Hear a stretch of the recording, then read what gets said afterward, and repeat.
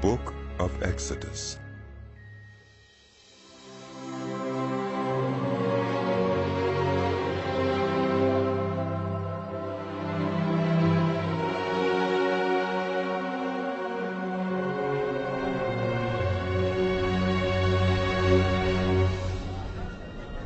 These are the names of the sons of Israel who went to Egypt with Jacob, each with his family: Reuben, Simeon, Levi, and Judah; Issachar, Zebulun, and Benjamin; Dan and Naphtali; Gad and Asher. The descendants of Jacob numbered 70 in all. Joseph was already in Egypt. Now Joseph and all his brothers and all that generation died. But the Israelites were exceedingly fruitful. They multiplied greatly, increased in numbers, and became so numerous that the land was filled with them. Then a new king, to whom Joseph meant nothing, came to power in Egypt. "Look," he said to his people, "the Israelites have become far too numerous for us. Come, we must deal shrewdly with them, or they will become even more numerous, and if war breaks out, we'll join our enemies, fight against us, and leave the country." So they put slave masters over them to oppress them with forced labor, and they built Pithom and Ramesses as store cities for Pharaoh. But the more they were oppressed, the more they multiplied and spread. So the Egyptians came to dread the Israelites and worked them ruthlessly. They made their lives bitter with harsh labor in brick and mortar, and with all kinds of work in the fields. In all their harsh labor, the Egyptians used them ruthlessly.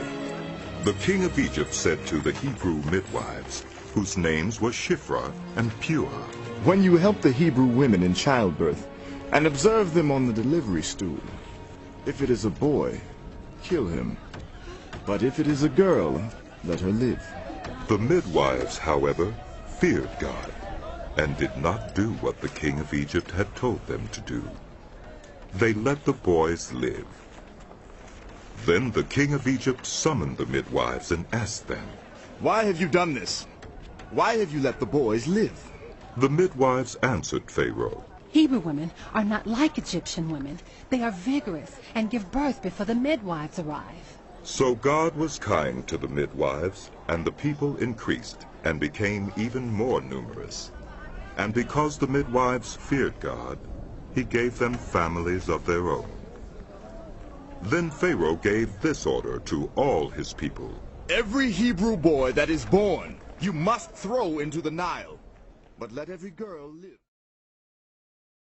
Now a man of the house of Levi married a Levite woman, and she became pregnant and gave birth to a son. When she saw that he was a fine child, she hid him for 3 months. But when she could hide him no longer, she got a papyrus basket for him and coated it with tar and pitch. Then she placed the child in it and put it among the reeds along the bank of the Nile. His sister stood at a distance to see what would happen to him. Then Pharaoh's daughter went down to the Nile to bathe, and her attendants were walking along the riverbank. She saw the basket among the reeds and sent her female slave to get it. She opened it and saw the baby. He was crying, and she felt sorry for him. "This is one of the Hebrew babies," she said. Then his sister asked Pharaoh's daughter, "Shall I go and get one of the Hebrew women to nurse the baby for you?" "Yes, go." she answered. And the girl went and got the baby's mother. Pharaoh's daughter said to her, "Take this baby and nurse him for me, and I will pay you." So the woman took the baby and nursed him. When the child grew older, she took him to Pharaoh's daughter, and he became her son. She named him Moses, saying, "I drew him out of the water." One day, after Moses had grown up, he went out to where his own people were and watched them at their hard labor. He saw an Egyptian beating a Hebrew, one of his own people. Glancing this way and that, and seeing no one, he killed the Egyptian and hid him in the sand. The next day he went out and saw two Hebrews fighting. He asked the one in the wrong, "Why are you hitting your fellow Hebrew?" The man said, "Who made you ruler and judge over us? Are you thinking of killing me as you killed the Egyptian?" Then Moses was afraid and thought, What I did must have become known. When Pharaoh heard of this, he tried to kill Moses. But Moses fled from Pharaoh and went to live in Midian, where he sat down by a well. Now a priest of Midian had 7 daughters, and they came to draw water and fill the troughs to water their father's flock. Some shepherds came along and drove them away. But Moses got up and came to their rescue and watered their flock. When the girls returned to Reuel, their father, he asked them, "Why have you returned so early today?" They answered, An Egyptian rescued us from the shepherds. He even drew water for us and watered the flock. "And where is he? he asked his daughters. Why did you leave him? Invite him to have something to eat." Yes. Moses agreed to stay with the man who gave his daughter Zipporah to Moses in marriage. Zipporah gave birth to a son, and Moses named him Gershom, saying, I have become a foreigner in a foreign land. During that long period, the king of Egypt died. The Israelites groaned in their slavery and cried out, and their cry for help because of their slavery went up to God. God heard their groaning, and he remembered his covenant with Abraham, with Isaac, and with Jacob. So God looked on the Israelites and was concerned about them. Now Moses was tending the flock of Jethro, his father-in-law, the priest of Midian, and he led the flock to the far side of the wilderness and came to Horeb, the mountain of God. There the angel of the Lord appeared to him in flames of fire from within a bush. Moses saw that though the bush was on fire, it did not burn up. So Moses thought, I will go over and see this strange sight. The bush does not burn up. When the Lord saw that he had gone over to look, God called to him from within the bush, Moses, Moses. And Moses said, Here I am. Do not come any closer. God said, Take off your sandals, for the place where you are standing is holy ground. Then he said, I am the God of your father, the God of Abraham, the God of Isaac, and the God of Jacob. At this, Moses hid his face, because he was afraid to look at God. The Lord said, I have indeed seen the misery of my people in Egypt. I have heard them crying out because of their slave drivers, and I am concerned about their suffering. So I have come down to rescue them from the hand of the Egyptians, and to bring them up out of that land into a good and spacious land, a land flowing with milk and honey, the home of Canaanites, Hittites, Amorites, Perizzites, Hivites, and Jebusites. And now the cry of the Israelites has reached me, and I have seen the way the Egyptians are oppressing them. So now, go. I am sending you to Pharaoh to bring my people, the Israelites, out of Egypt. But Moses said to God, Who am I that I should go to Pharaoh and bring the Israelites out of Egypt? And God said, I will be with you, and this will be the sign to you that it is I who have sent you. When you have brought the people out of Egypt, you will worship God on this mountain. Moses said to God, Suppose I go to the Israelites and say to them, The God of your fathers has sent me to you. And they ask me, What is his name? Then what shall I tell them? God said to Moses, I am who I am. This is what you are to say to the Israelites. I am has sent me to you. God also said to Moses, Say to the Israelites, the Lord, the God of your fathers, the God of Abraham, the God of Isaac, and the God of Jacob, has sent me to you. This is my name forever, the name you shall call me from generation to generation. Go, assemble the elders of Israel, and say to them, the Lord, the God of your fathers, the God of Abraham, Isaac, and Jacob, appeared to me and said, I have watched over you and have seen what has been done to you in Egypt, and I have promised to bring you up out of your misery in Egypt into the land of the Canaanites, Hittites, Amorites, Perizzites, Hivites, and Jebusites, a land flowing with milk and honey. The elders of Israel will listen to you. Then you and the elders are to go to the king of Egypt and say to him, the Lord, the God of the Hebrews, has met with us. Let us take a 3-day journey into the wilderness to offer sacrifices to the Lord our God. But I know that the king of Egypt will not let you go unless a mighty hand compels him. So I will stretch out my hand and strike the Egyptians with all the wonders that I will perform among them. After that, he will let you go, and I will make the Egyptians favorably disposed toward this people, so that when you leave, you will not go empty-handed.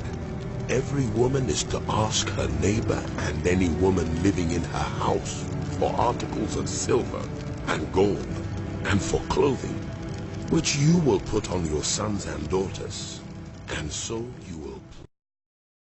Moses answered, What if they do not believe me? Well, listen to me, and say, the Lord did not appear to you. Then the Lord said to him, What is that in your hand? A staff. He replied. The Lord said, Throw it on the ground. Moses threw it on the ground, and it became a snake, and he ran from it. Then the Lord said to him, Reach out your hand and take it by the tail. So Moses reached out and took hold of the snake, and it turned back into a staff in his hand. This is so that they may believe that the Lord, the God of their fathers, the God of Abraham, the God of Isaac, and the God of Jacob, has appeared to you. Then the Lord said, Put your hand inside your cloak. So Moses put his hand into his cloak, and when he took it out, the skin was leprous. It had become as white as snow. Now put it back into your cloak, he said. So Moses put his hand back into his cloak, and when he took it out, it was restored like the rest of his flesh. Then the Lord said, If they do not believe you or pay attention to the first sign, they may believe the second. But if they do not believe these 2 signs, or listen to you, take some water from the Nile and pour it on the dry ground. The water you take from the river will become blood on the ground. Moses said to the Lord, Pardon your servant, Lord. I have never been eloquent, neither in the past, nor since you have spoken to your servant. I am slow of speech and tongue. The Lord said to him, Who gave human beings their mouths? Who makes them deaf or mute? Who gives them sight or makes them blind? Is it not I, the Lord? Now go, I will help you speak and will teach you what to say. But Moses said, Pardon your servant, Lord. Please, send someone else. Then the Lord's anger burned against Moses, and he said, What about your brother Aaron, the Levite? I know he can speak well. He is already on his way to meet you, and his heart will be glad when he sees you. You shall speak to him and put words in his mouth. I will help both of you speak, and will teach you what to do. He will speak to the people for you, and it will be as if he were your mouth, and as if you were God to him. But take this staff in your hand, so you can perform the signs with it. Then Moses went back to Jethro, his father-in-law, and said to him, Let me return to my own people in Egypt, to see if any of them are still alive. Jethro said, Go, and I wish you well. Now the Lord had said to Moses in Midian, Go back to Egypt, for all those who wanted to kill you are dead. So Moses took his wife and sons, put them on a donkey, and started back to Egypt. And he took the staff of God in his hand. The Lord said to Moses, When you return to Egypt, see that you perform before Pharaoh all the wonders I have given you the power to do. But I will harden his heart so that he will not let the people go. Then say to Pharaoh, This is what the Lord says. Israel is my firstborn son, and I told you, Let my son go, so he may worship me. But you refused to let him go, so I will kill your firstborn son. At a lodging place on the way, the Lord met Moses and was about to kill him. But Zipporah took a flint knife, cut off her son's foreskin, and touched Moses' feet with it. Surely you are a bridegroom of blood to me, she said. So the Lord let him alone. At that time she said, Bridegroom of blood, referring to circumcision. The Lord said to Aaron, Go into the wilderness to meet Moses. So he met Moses at the mountain of God and kissed him. Then Moses told Aaron everything the Lord had sent him to say, and also about all the signs he had commanded him to perform. Moses and Aaron brought together all the elders of the Israelites, and Aaron told them everything the Lord had said to Moses. He also performed the signs before the people, and they believed. And when they heard that the Lord was concerned about them and had seen their misery, they bowed down and worshipped. Afterward, Moses and Aaron went to Pharaoh and said, This is what the Lord, the God of Israel, says. Let my people go, so that they may hold a festival to me in the wilderness. Pharaoh said, Who is the Lord that I should obey him and let Israel go? I do not know the Lord, and I will not let Israel go. Then they said, The God of the Hebrews has met with us. Now let us take a 3-day journey into the wilderness to offer sacrifices to the Lord our God. Or he may strike us with plagues, or with the sword. But the king of Egypt said, Moses and Aaron, why are you taking the people away from their labor? Get back to your work. Then Pharaoh said, Look, the people of the land are now numerous, and you are stopping them from working. That same day Pharaoh gave this order to the slave drivers and overseers in charge of the people. You are no longer to supply the people with straw for making bricks. Let them go and gather their own straw. But require them to make the same number of bricks as before. Don't reduce the quota. They are lazy. That is why they are crying out, Let us go and sacrifice to our God. Make the work harder for them so that they keep working and pay no attention to lies. Then the slave drivers and the overseers went out and said to the people, This is what Pharaoh says. I will not give you any more straw. Go and get your own straw wherever you can find it, for your work will not be reduced at all. So the people scattered all over Egypt to gather stubble to use for straw. The slave drivers kept pressing them, saying, Complete the work required of you for each day, just as when you had straw. And Pharaoh's slave drivers beat the Israelite overseers they had appointed. demanding, "Why haven't you met your quota of bricks yesterday or today as before?" Then the Israelite overseers went and appealed to Pharaoh. "Why have you treated your servants this way? Your servants are given no straw, yet we are told, make bricks. Your servants are being beaten, but the fault is with your own people." Pharaoh said, Lazy, that's what you are. Lazy! That is why you keep saying, let us go and sacrifice to the Lord. Now get to work. You will not be given any straw, yet you must produce your full quota of bricks. The Israelite overseers realized they were in trouble when they were told, "You are not to reduce the number of bricks required of you for each day."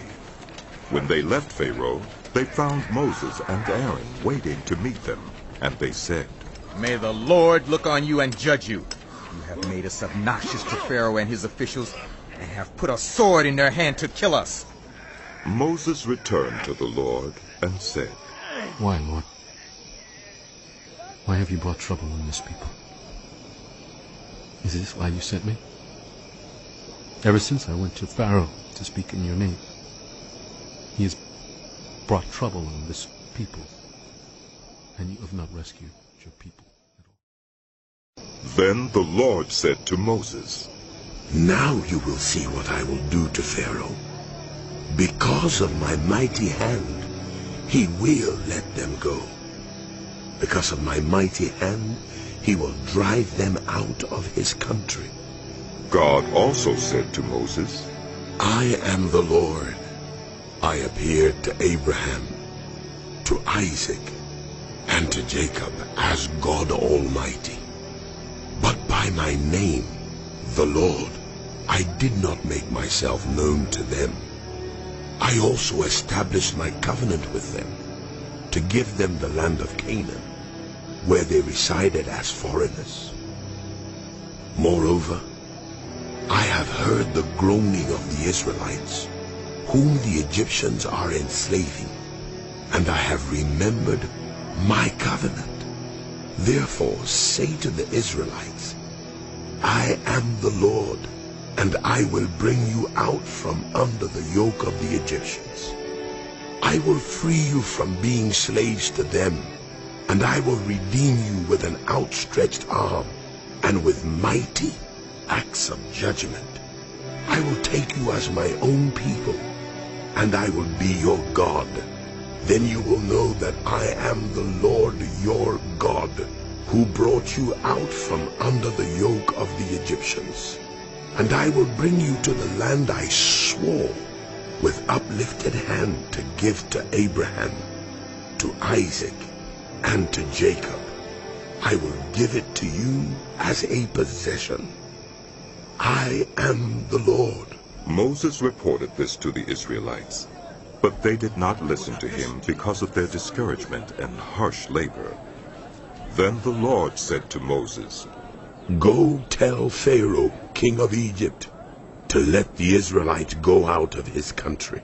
But Moses said to the Lord, If the Israelites will not listen to me, why would Pharaoh listen to me, since I speak with faltering lips? Now the Lord spoke to Moses and Aaron about the Israelites and Pharaoh, king of Egypt, and he commanded them to bring the Israelites out of Egypt.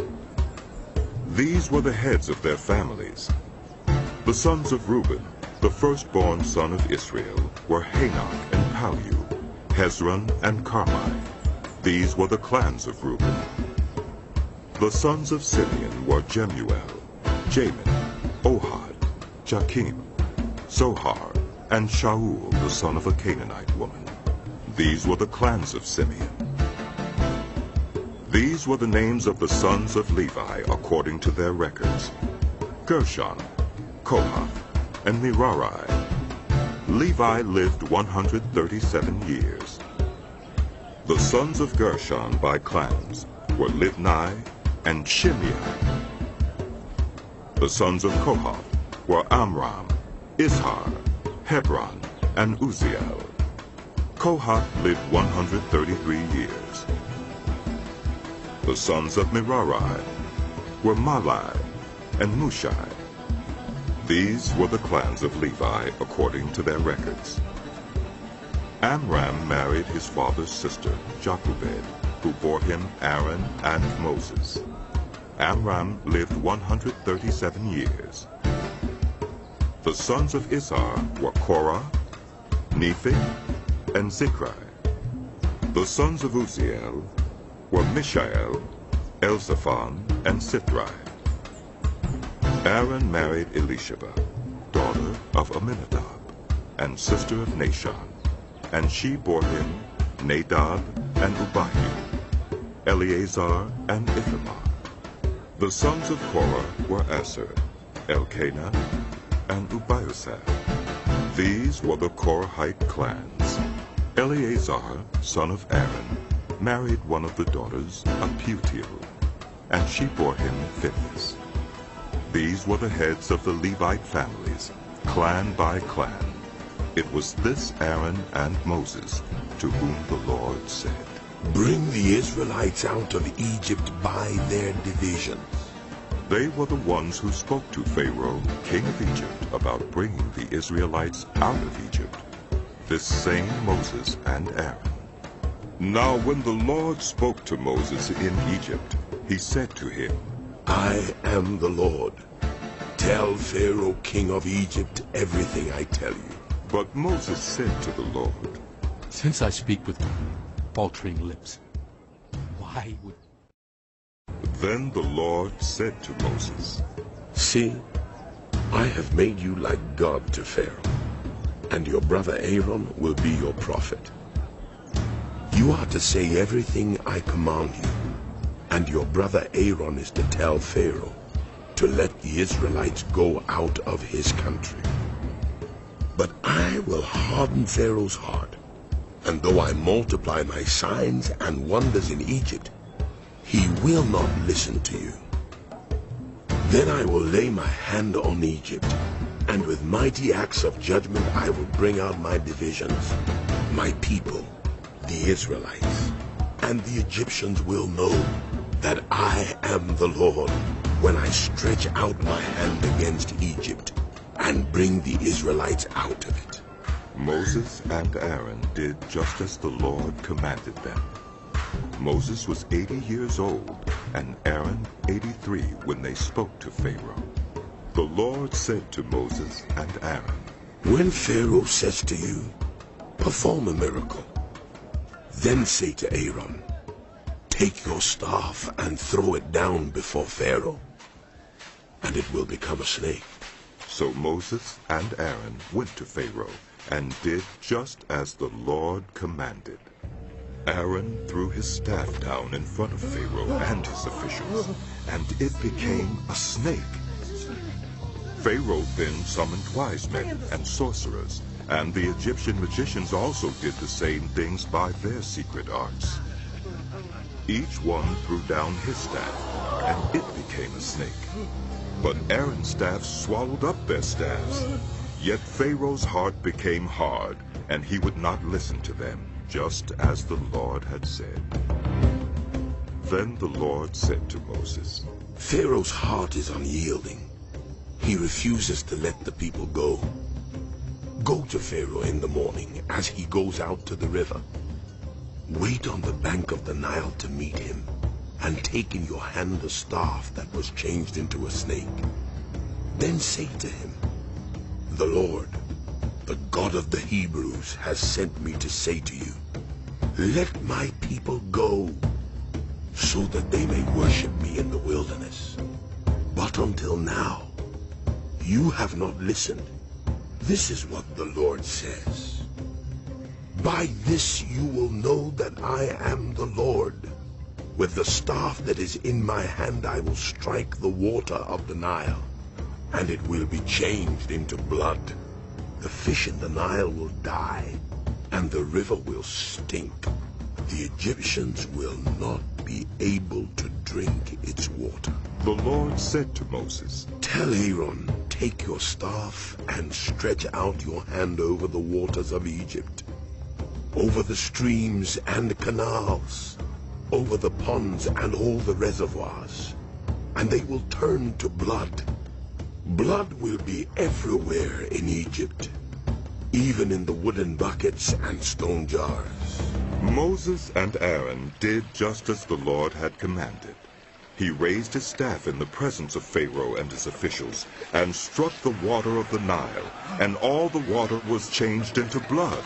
The fish in the Nile died, and the river smelled so bad that the Egyptians could not drink its water. Blood was everywhere in Egypt. But the Egyptian magicians did the same things by their secret arts, and Pharaoh's heart became hard. He would not listen to Moses and Aaron, just as the Lord had said. Instead, he turned and went into his palace, and did not take even this to heart. And all the Egyptians dug along the Nile to get drinking water, because they could not drink the water of the river. 7 days passed after the Lord struck the Nile. Then the Lord said to Moses, Go to Pharaoh and say to him, This is what the Lord says. Let my people go, so that they may worship me. If you refuse to let them go, I will send a plague of frogs on your whole country. The Nile will teem with frogs. They will come up into your palace and your bedroom and onto your bed, into the houses of your officials and on your people, and into your ovens and kneading troughs. The frogs will come up on you and your people and all your officials. Then the Lord said to Moses, Tell Aaron, stretch out your hand with your staff over the streams and canals and ponds, and make frogs come up on the land of Egypt. So Aaron stretched out his hand over the waters of Egypt, and the frogs came up and covered the land. But the magicians did the same things by their secret arts. They also made frogs come up on the land of Egypt. Pharaoh summoned Moses and Aaron and said, Pray to the Lord to take the frogs away from me and my people, and I will let your people go to offer sacrifices to the Lord. Moses said to Pharaoh, I leave to you the honor of setting the time for me to pray for you and your officials and your people, that you and your houses may be rid of the frogs, except for those that remain in the Nile. Tomorrow, Pharaoh said. Moses replied, It will be as you say, so that you may know there is no one like the Lord our God. The frogs will leave you and your houses, your officials, and your people. They will remain only in the Nile. After Moses and Aaron left Pharaoh, Moses cried out to the Lord about the frogs he had brought on Pharaoh. And the Lord did what Moses asked. The frogs died in the houses, in the courtyards, and in the fields. They were piled into heaps, and the land reeked of them. But when Pharaoh saw that there was relief, he hardened his heart and would not listen to Moses and Aaron, just as the Lord had said. Then the Lord said to Moses, Tell Aaron, stretch out your staff and strike the dust of the ground, and throughout the land of Egypt the dust will become gnats. They did this, and when Aaron stretched out his hand with the staff and struck the dust of the ground, gnats came on people and animals. All the dust throughout the land of Egypt became gnats. But when the magicians tried to produce gnats by their secret arts, they could not. Since the gnats were on people and animals everywhere, the magicians said to Pharaoh, This is the finger of God. But Pharaoh's heart was hard, and he would not listen, just as the Lord had said. Then the Lord said to Moses, Get up early in the morning and confront Pharaoh as he goes to the river, and say to him, This is what the Lord says. Let my people go, so that they may worship me.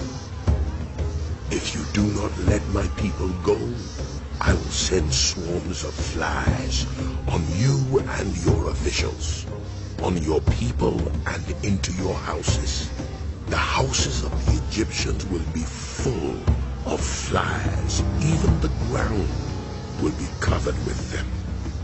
But on that day, I will deal differently with the land of Goshen, where my people live. No swarms of flies will be there, so that you will know that I, the Lord, am in this land. I will make a distinction between my people and your people.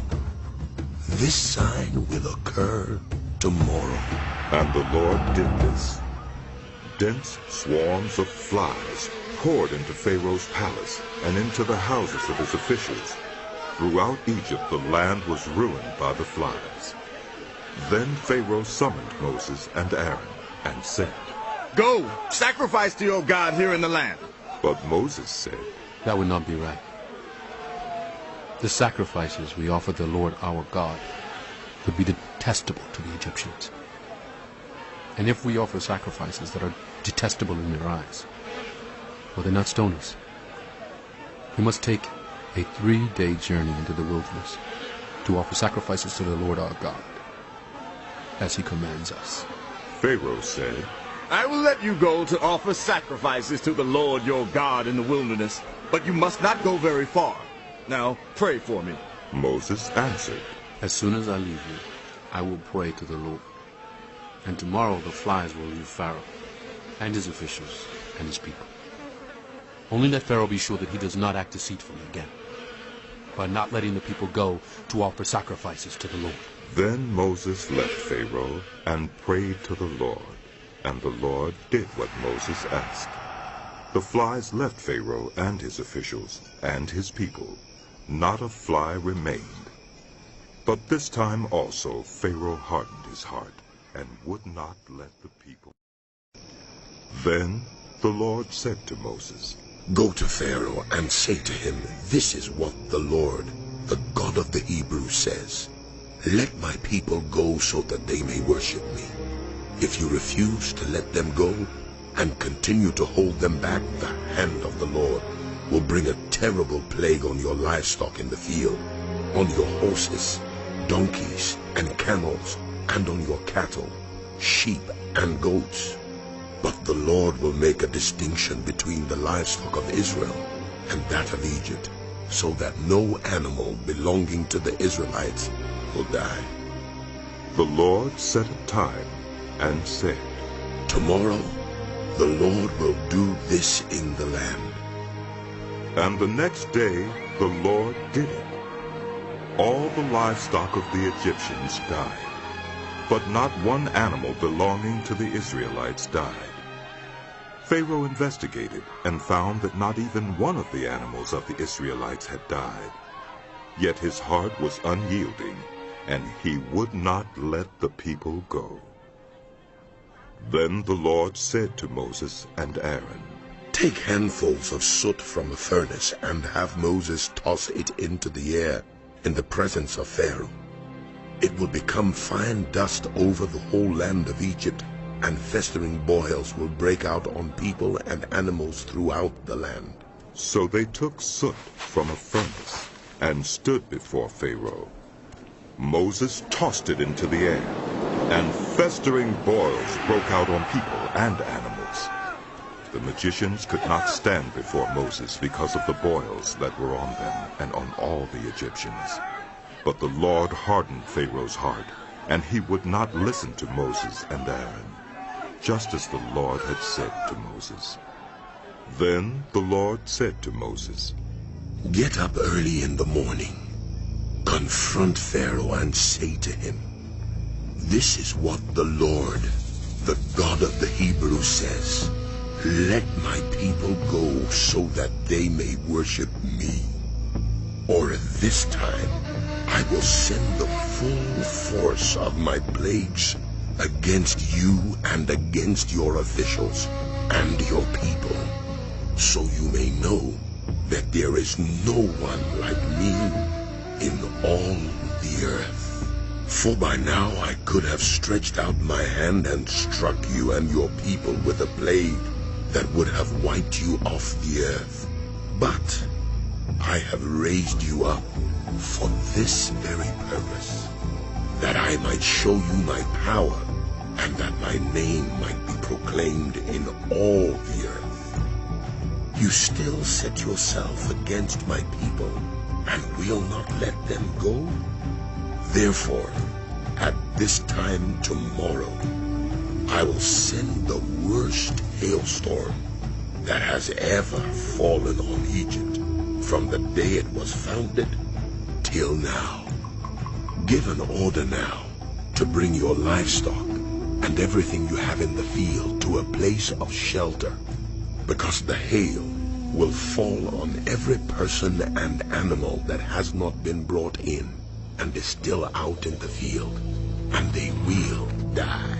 Those officials of Pharaoh who feared the word of the Lord hurried to bring their slaves and their livestock inside. But those who ignored the word of the Lord left their slaves and livestock in the field. Then the Lord said to Moses, Stretch out your hand toward the sky so that hail will fall all over Egypt, on people and animals, and on everything growing in the fields of Egypt. When Moses stretched out his staff toward the sky, the Lord sent thunder and hail, and lightning flashed down to the ground. So the Lord rained hail on the land of Egypt. Hail fell and lightning flashed back and forth. It was the worst storm in all the land of Egypt since it had become a nation. Throughout Egypt, hail struck everything in the fields, both people and animals. It beat down everything growing in the fields and stripped every tree. The only place it did not hail was the land of Goshen, where the Israelites were. Then Pharaoh summoned Moses and Aaron. This time I have sinned, He said to them, The Lord is in the right, and I and my people are in the wrong. Pray to the Lord, for we have had enough thunder and hail. I will let you go. You don't have to stay any longer. Moses replied, When I have gone out of the city, I will spread out my hands in prayer to the Lord. The thunder will stop, and there will be no more hail. So you may know that the earth is the Lord's. But I know that you and your officials still do not fear the Lord God. The flax and barley were destroyed, since the barley had headed and the flax was in bloom. The wheat and spelt, however, were not destroyed, because they ripened later. Then Moses left Pharaoh and went out of the city. He spread out his hands toward the Lord. The thunder and hail stopped, and the rain no longer poured down on the land. When Pharaoh saw that the rain and hail and thunder had stopped, he sinned again. He and his officials hardened their hearts. So Pharaoh's heart was hard, and he would not let the Israelites go, just as the Lord had said through Moses. Then the Lord said to Moses, Go to Pharaoh, for I have hardened his heart and the hearts of his officials, so that I may perform these signs of mine among them, that you may tell your children and grandchildren how I dealt harshly with the Egyptians, and how I performed my signs among them, and that you may know that I am the Lord. So Moses and Aaron went to Pharaoh and said to him, This is what the Lord, the God of the Hebrews, says. How long will you refuse to humble yourself before me? Let my people go, so that they may worship me. If you refuse to let them go, I will bring locusts into your country tomorrow. They will cover the face of the ground so that it cannot be seen. They will devour what little you have left after the hail, including every tree that is growing in your fields. They will fill your houses and those of all your officials and all the Egyptians, something neither your parents nor your ancestors have ever seen from the day they settled in this land till now. Then Moses turned and left Pharaoh. Pharaoh's officials said to him, How long will this man be a snare to us? Let the people go, so that they may worship the Lord their God. Do you not yet realize that Egypt is ruined? Then Moses and Aaron were brought back to Pharaoh. Go, worship the Lord your God. But tell me who will be going. Moses answered, We will go with our young and our old, with our sons and our daughters, and with our flocks and herds. because we are to celebrate a festival to the Lord. Pharaoh said, The Lord be with you. If I let you go along with your women and children, clearly you are bent on evil. No, have only the men go and worship the Lord, since that's what you've been asking for. Then Moses and Aaron were driven out of Pharaoh's presence. And the Lord said to Moses, Stretch out your hand over Egypt, so that locusts swarm over the land and devour everything growing in the fields, everything left by the hail. So Moses stretched out his staff over Egypt, and the Lord made an east wind blow across the land all that day and all that night.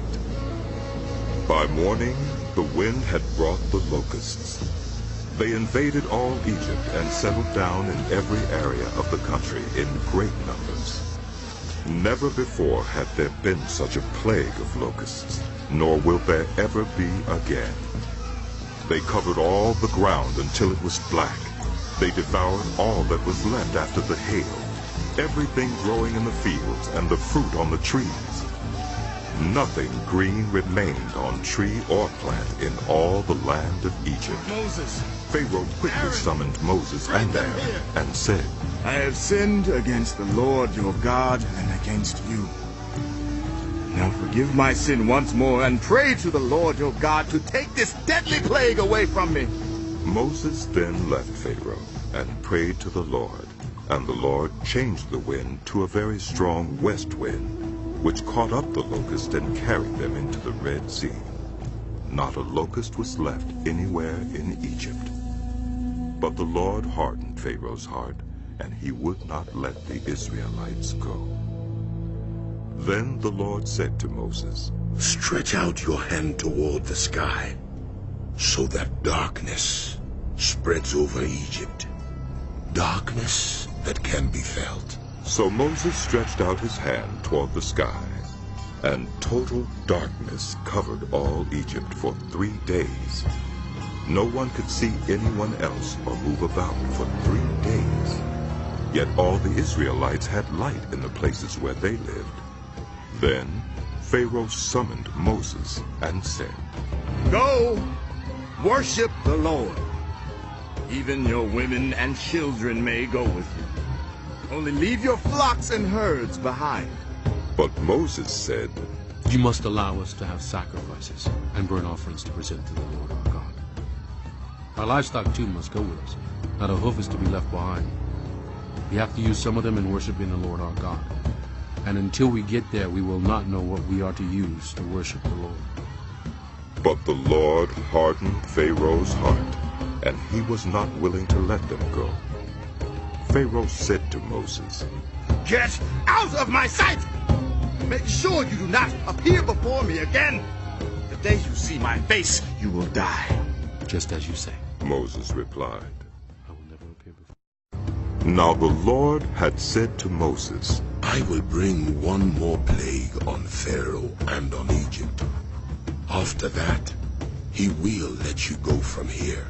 And when he does, he will drive you out completely. Tell the people that men and women alike are to ask their neighbors for articles of silver and gold. The Lord made the Egyptians favorably disposed toward the people, and Moses himself was highly regarded in Egypt by Pharaoh's officials and by the people. So Moses said, This is what the Lord says. About midnight I will go throughout Egypt.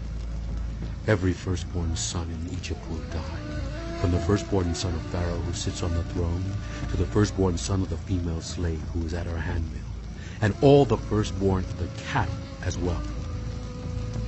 There will be loud wailing throughout Egypt, worse than there has ever been or ever will be again.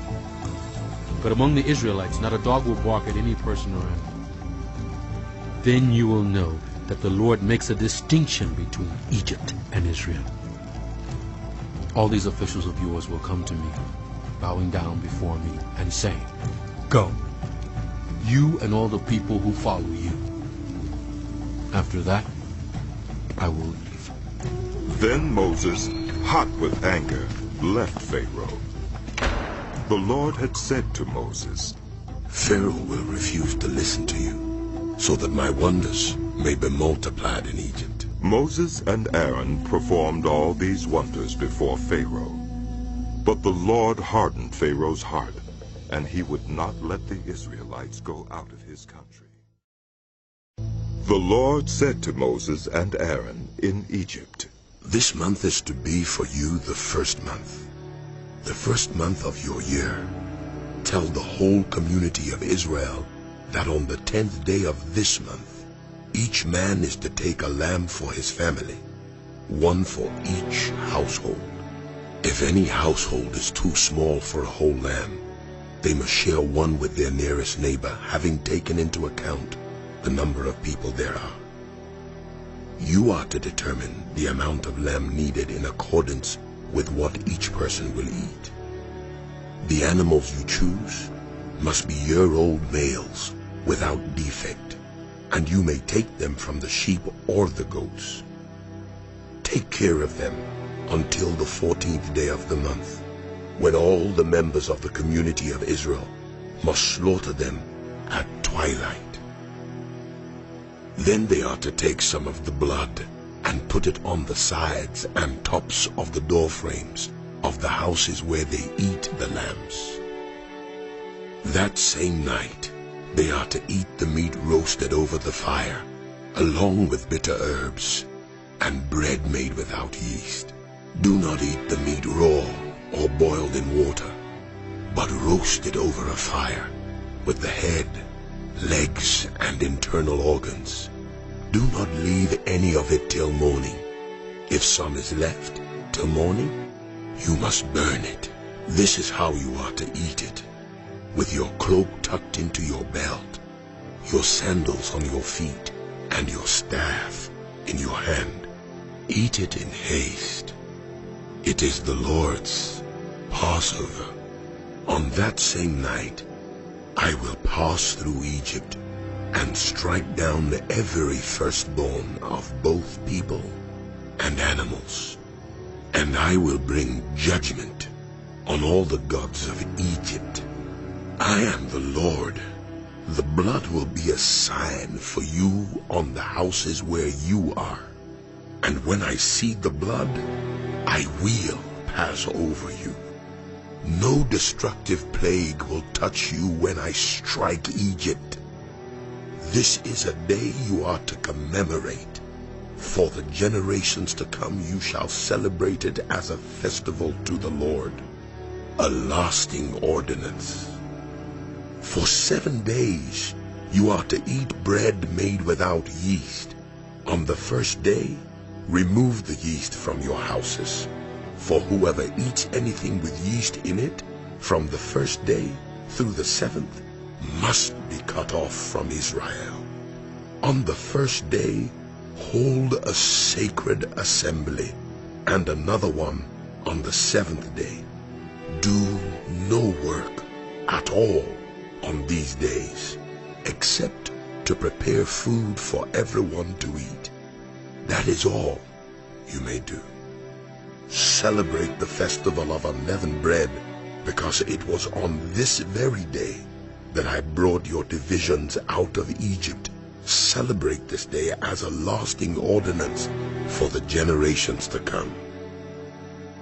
In the first month, you are to eat bread made without yeast, from the evening of the 14th day until the evening of the 21st day. For 7 days no yeast is to be found in your houses, and anyone, whether foreigner or native born, who eats anything with yeast in it must be cut off from the community of Israel. Eat nothing made with yeast. Wherever you live, you must eat unleavened bread. Then Moses summoned all the elders of Israel and said to them, Go at once and select the animals for your families and slaughter the Passover lamb. Take a bunch of hyssop, dip it into the blood in the basin, and put some of the blood on the top and on both sides of the doorframe. None of you shall go out of the door of your house until morning. When the Lord goes to the land to strike down the Egyptians, he will see the blood on the top and sides of the doorframe and will pass over that doorway. And he will not permit the destroyer to enter your houses and strike you down. Obey these instructions as a lasting ordinance for you and your descendants. When you enter the land that the Lord will give you as he promised, observe this ceremony. And when your children ask you, "What does this ceremony mean to you?" then tell them, "It is the Passover sacrifice to the Lord, who passed over the houses of the Israelites in Egypt and spared our homes when he struck down the Egyptians." Then the people bowed down and worshipped. The Israelites did just what the Lord commanded Moses and Aaron. At midnight, the Lord struck down all the firstborn in Egypt, from the firstborn of Pharaoh who sat on the throne, to the firstborn of the prisoner who was in the dungeon, and the firstborn of all the livestock as well.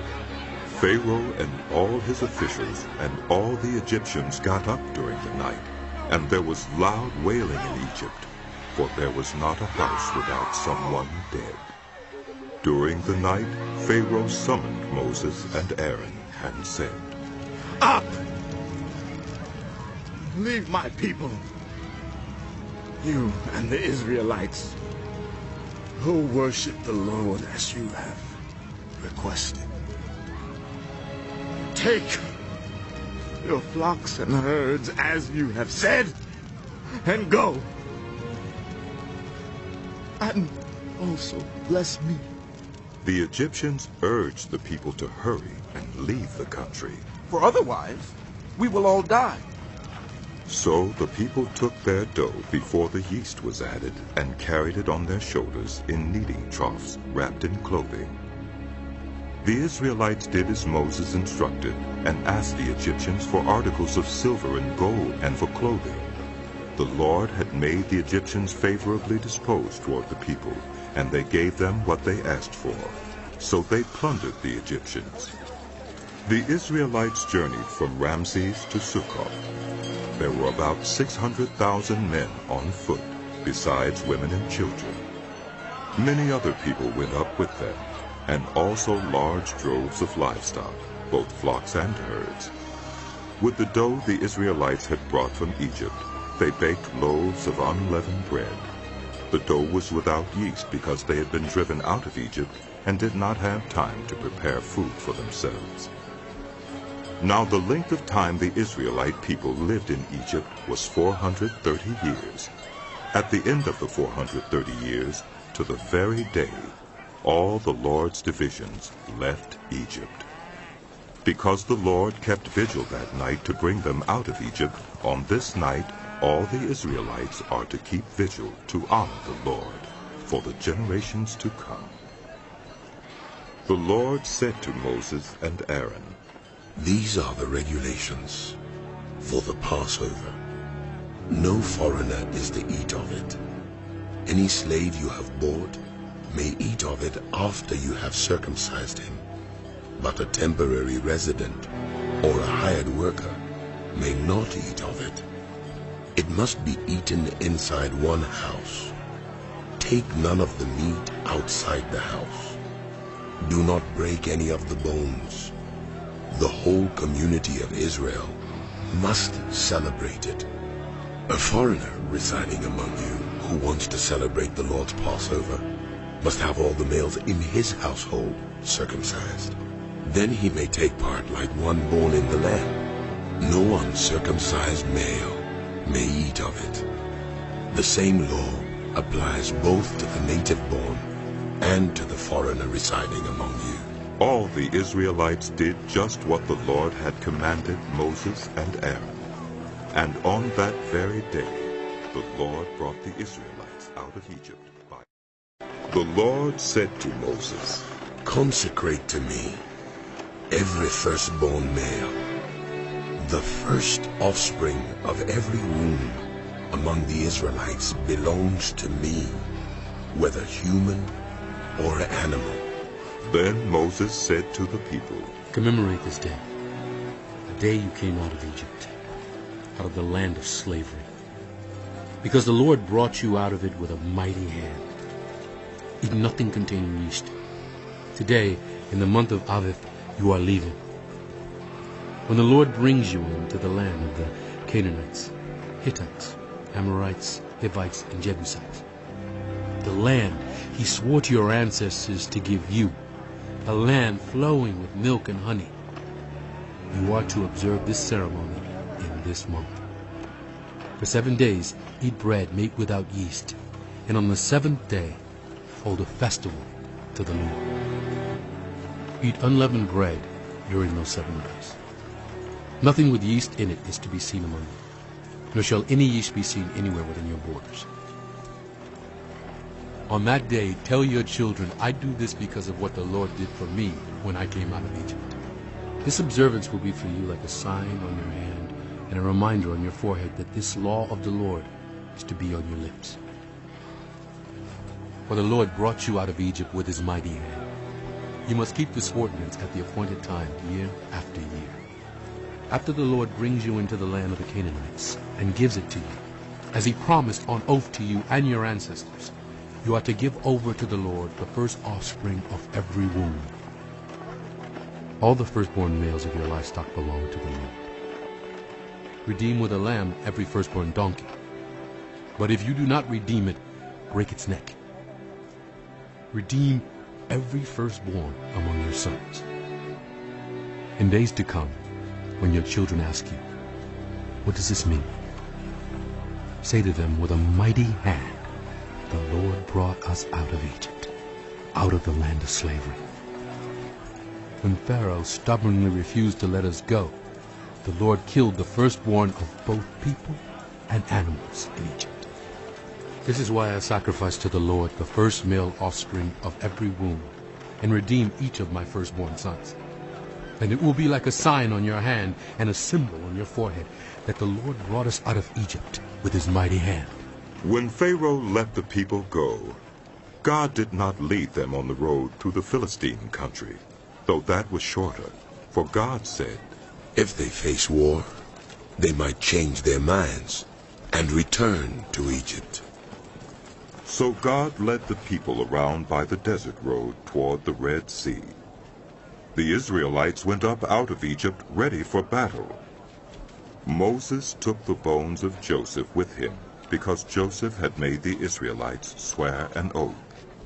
He had said, God will surely come to your aid, and then you must carry my bones up with you from this place.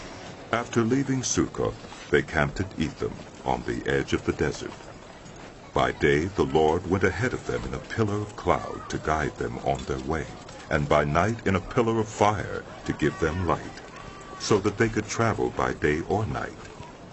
Neither the pillar of cloud by day nor the pillar of fire by night left its place in front of the people. Then the Lord said to Moses, tell the Israelites to turn back and encamp near Pi-hahiroth, between Migdol and the sea. They are to encamp by the sea directly opposite Baal-zephon. Pharaoh will think the Israelites are wandering around the land in confusion, hemmed in by the desert, and I will harden Pharaoh's heart, and he will pursue them.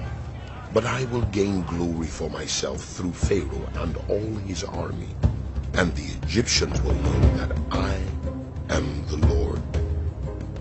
So the Israelites did this.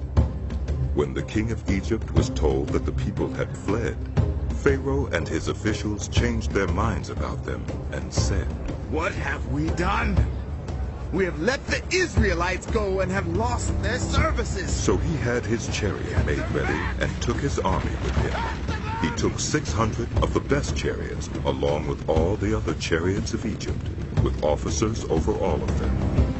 The Lord hardened the heart of Pharaoh, king of Egypt, so that he pursued the Israelites, who were marching out boldly. The Egyptians, all Pharaoh's horses and chariots, horsemen and troops, pursued the Israelites and overtook them as they camped by the sea near Pi-hahiroth, opposite Baal-zephon. As Pharaoh approached, the Israelites looked up, and there were the Egyptians marching after them. They were terrified and cried out to the Lord. They said to Moses, "Was it because there were no graves in Egypt that you brought us to the desert to die? What have you done to us by bringing us out of Egypt? Didn't we say to you in Egypt, leave us alone, let us serve the Egyptians? It would have been better for us to serve the Egyptians than to die in the desert. Come!" Moses answered the people, "Do not be afraid. Stand firm, and you will see the deliverance the Lord will bring you today. The Egyptians you see today, you will never see again. The Lord will fight for you. You need only to be still." Then the Lord said to Moses, "Why are you crying out to me? Tell the Israelites to move on. Raise your staff and stretch out your hand over the sea to divide the water so that the Israelites can go through the sea on dry ground. I will harden the hearts of the Egyptians so that they will go in after them, and I will gain glory through Pharaoh and all his army, through his chariots and his horsemen. The Egyptians will know that I am the Lord when I gain glory through Pharaoh, his chariots, and his horsemen." Then the angel of God, who had been traveling in front of Israel's army, withdrew and went behind them. The pillar of cloud also moved from in front and stood behind them, coming between the armies of Egypt and Israel. Throughout the night, the cloud brought darkness to the one side and light to the other side, so neither went near the other all night long. Then Moses stretched out his hand over the sea, and all that night the Lord drove the sea back with a strong east wind and turned it into dry land. The waters were divided, and the Israelites went through the sea on dry ground, with a wall of water on their right and on their left. The Egyptians pursued them, and all Pharaoh's horses and chariots and horsemen followed them into the sea. During the last watch of the night, the Lord looked down from the pillar of fire and cloud at the Egyptian army and threw it into confusion. He jammed the wheels of their chariots so that they had difficulty driving, and the Egyptians said, "Let's get away from the Israelites. The Lord is fighting for them against Egypt." Then the Lord said to Moses, "Stretch out your hand over the sea, so that the waters may flow back over the Egyptians and their chariots and horsemen." Moses stretched out his hand over the sea, and at daybreak the sea went back to its place. The Egyptians were fleeing toward it, and the Lord swept them into the sea. The water flowed back and covered the chariots and horsemen, the entire army of Pharaoh that had followed the Israelites into the sea. Not one of them survived. But the Israelites went through the sea on dry ground, with a wall of water on their right and on their left. That day the Lord saved Israel from the hands of the Egyptians, and Israel saw the Egyptians lying dead on the shore. And when the Israelites saw the great power the Lord displayed against the Egyptians, the people feared the Lord and put their trust in him and in Moses. Then Moses and the Israelites sang this song to the Lord. I will sing to the Lord, for he is highly exalted. Both horse and driver he has hurled into the sea. The Lord is my strength and my defense. He has become my salvation. He is my God, and I will praise him. My father's God, and I will exalt him. The Lord is a warrior. The Lord is his name. Pharaoh's chariots and his army he has hurled into the sea. The best of Pharaoh's officers are drowned in the Red Sea. The deep waters have covered them. They sank to the depths like a stone. Your right hand, Lord, was majestic in power. Your right hand, Lord, shattered the enemy. In the greatness of your majesty, you threw down those who opposed you. You unleashed your burning anger. It consumed them like stubble. By the blast of your nostrils, the waters piled up. The surging waters stood up like a wall. The deep waters congealed in the heart of the sea. The enemy boasted, I will pursue. I will overtake them. I will divide the spoils. I will gorge myself on them. I will draw my sword, and my hand will destroy them. But you blew with your breath, and the sea covered them. They sank like lead in the mighty waters. Who among the gods is like you, Lord? Who is like you? Majestic in holiness, awesome in glory, working wonders. You stretch out your right hand, and the earth swallows your enemies. In your unfailing love you will lead the people you have redeemed. In your strength you will guide them to your holy dwelling. The nations will hear and tremble. Anguish will grip the people of Philistia. The chiefs of Edom will be terrified. The leaders of Moab will be seized with trembling. The people of Canaan will melt away. Terror and dread will fall on them. By the power of your arm they will be as still as a stone, until your people pass by, Lord, until the people you bought pass by.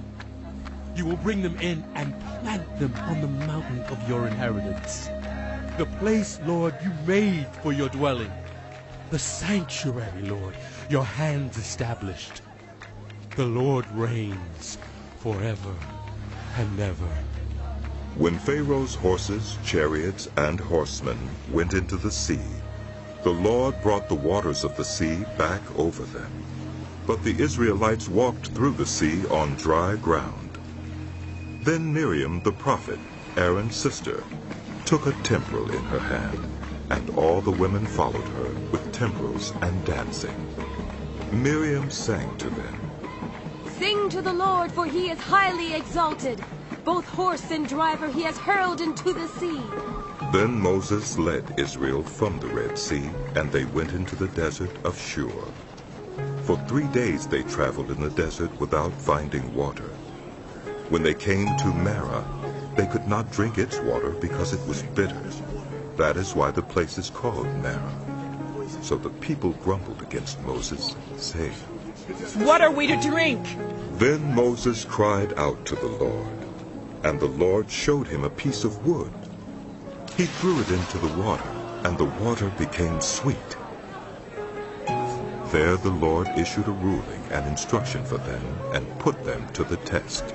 He said, If you listen carefully to the Lord your God, and do what is right in his eyes, if you pay attention to his commands and keep all his decrees, I will not bring on you any of the diseases I brought on the Egyptians, for I am the Lord who heals you.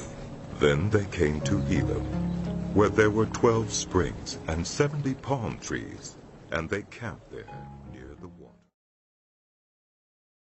The whole Israelite community set out from Elim and came to the desert of Sin, which is between Elim and Sinai, on the 15th day of the 2nd month after they had come out of Egypt. In the desert the whole community grumbled against Moses and Aaron. The Israelites said to them, If only we had died by the Lord's hand in Egypt. There we sat around pots of meat and ate all the food we wanted.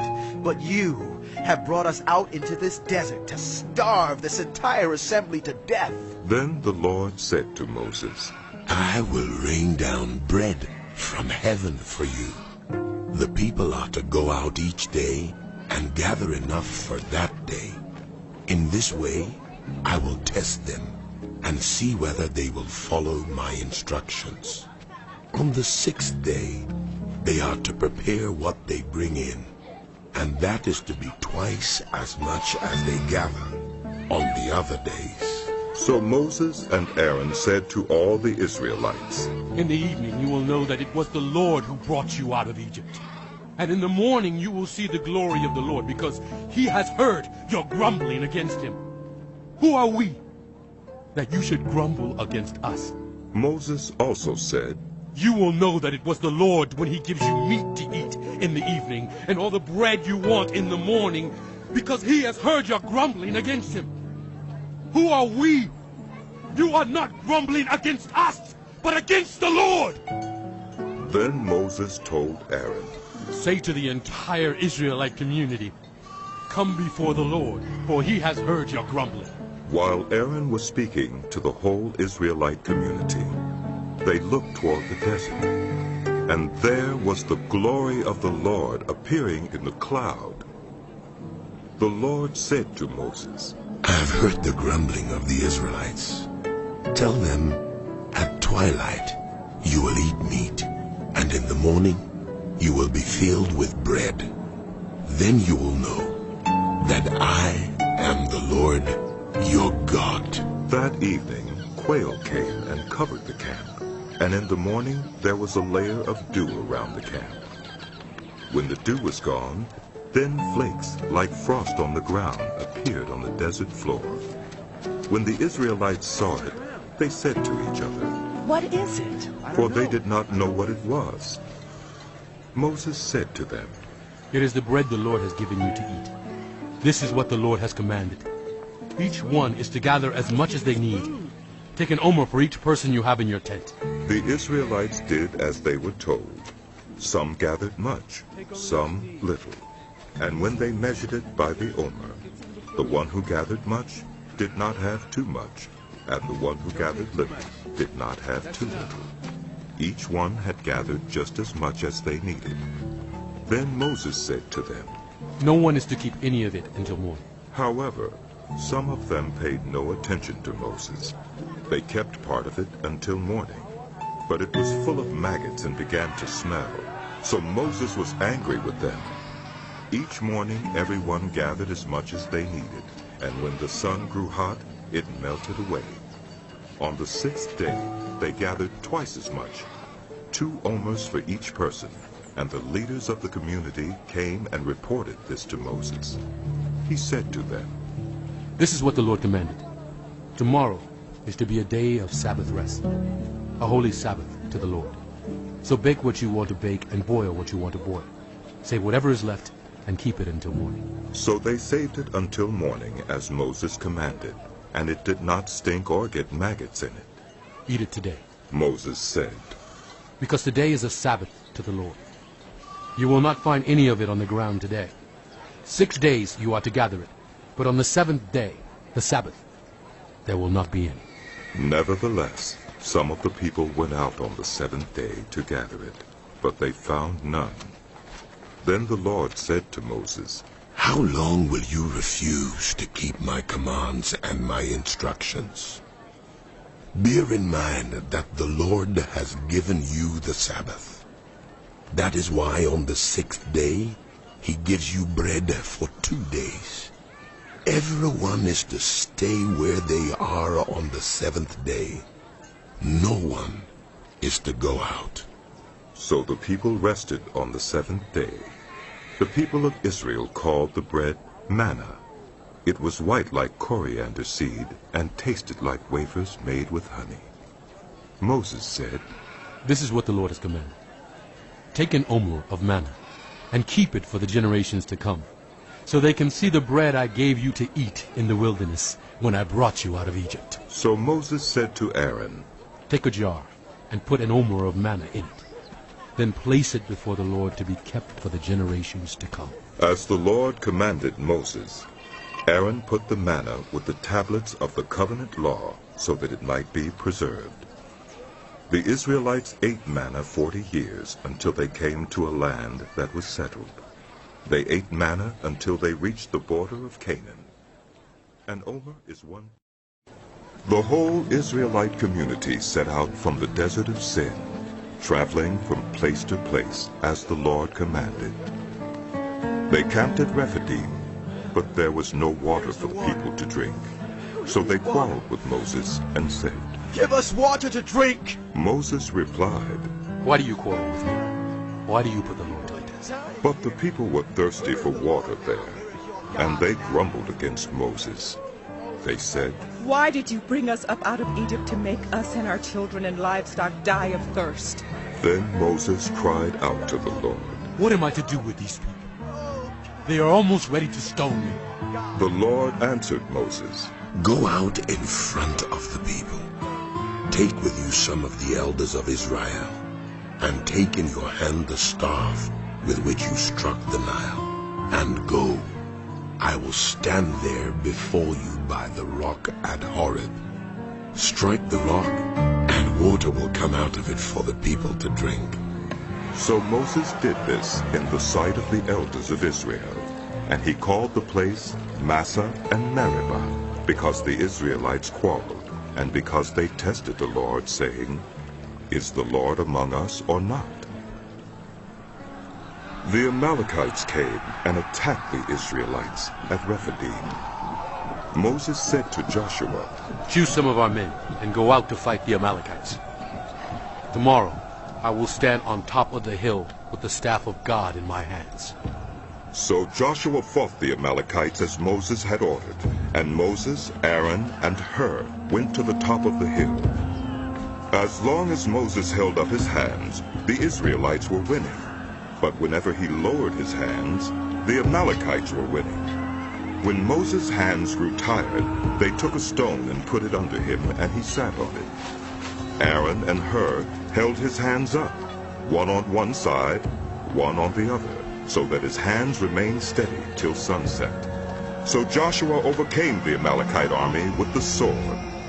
Then the Lord said to Moses, "Write this on a scroll as something to be remembered, and make sure that Joshua hears it, because I will completely blot out the name of Amalek from under heaven."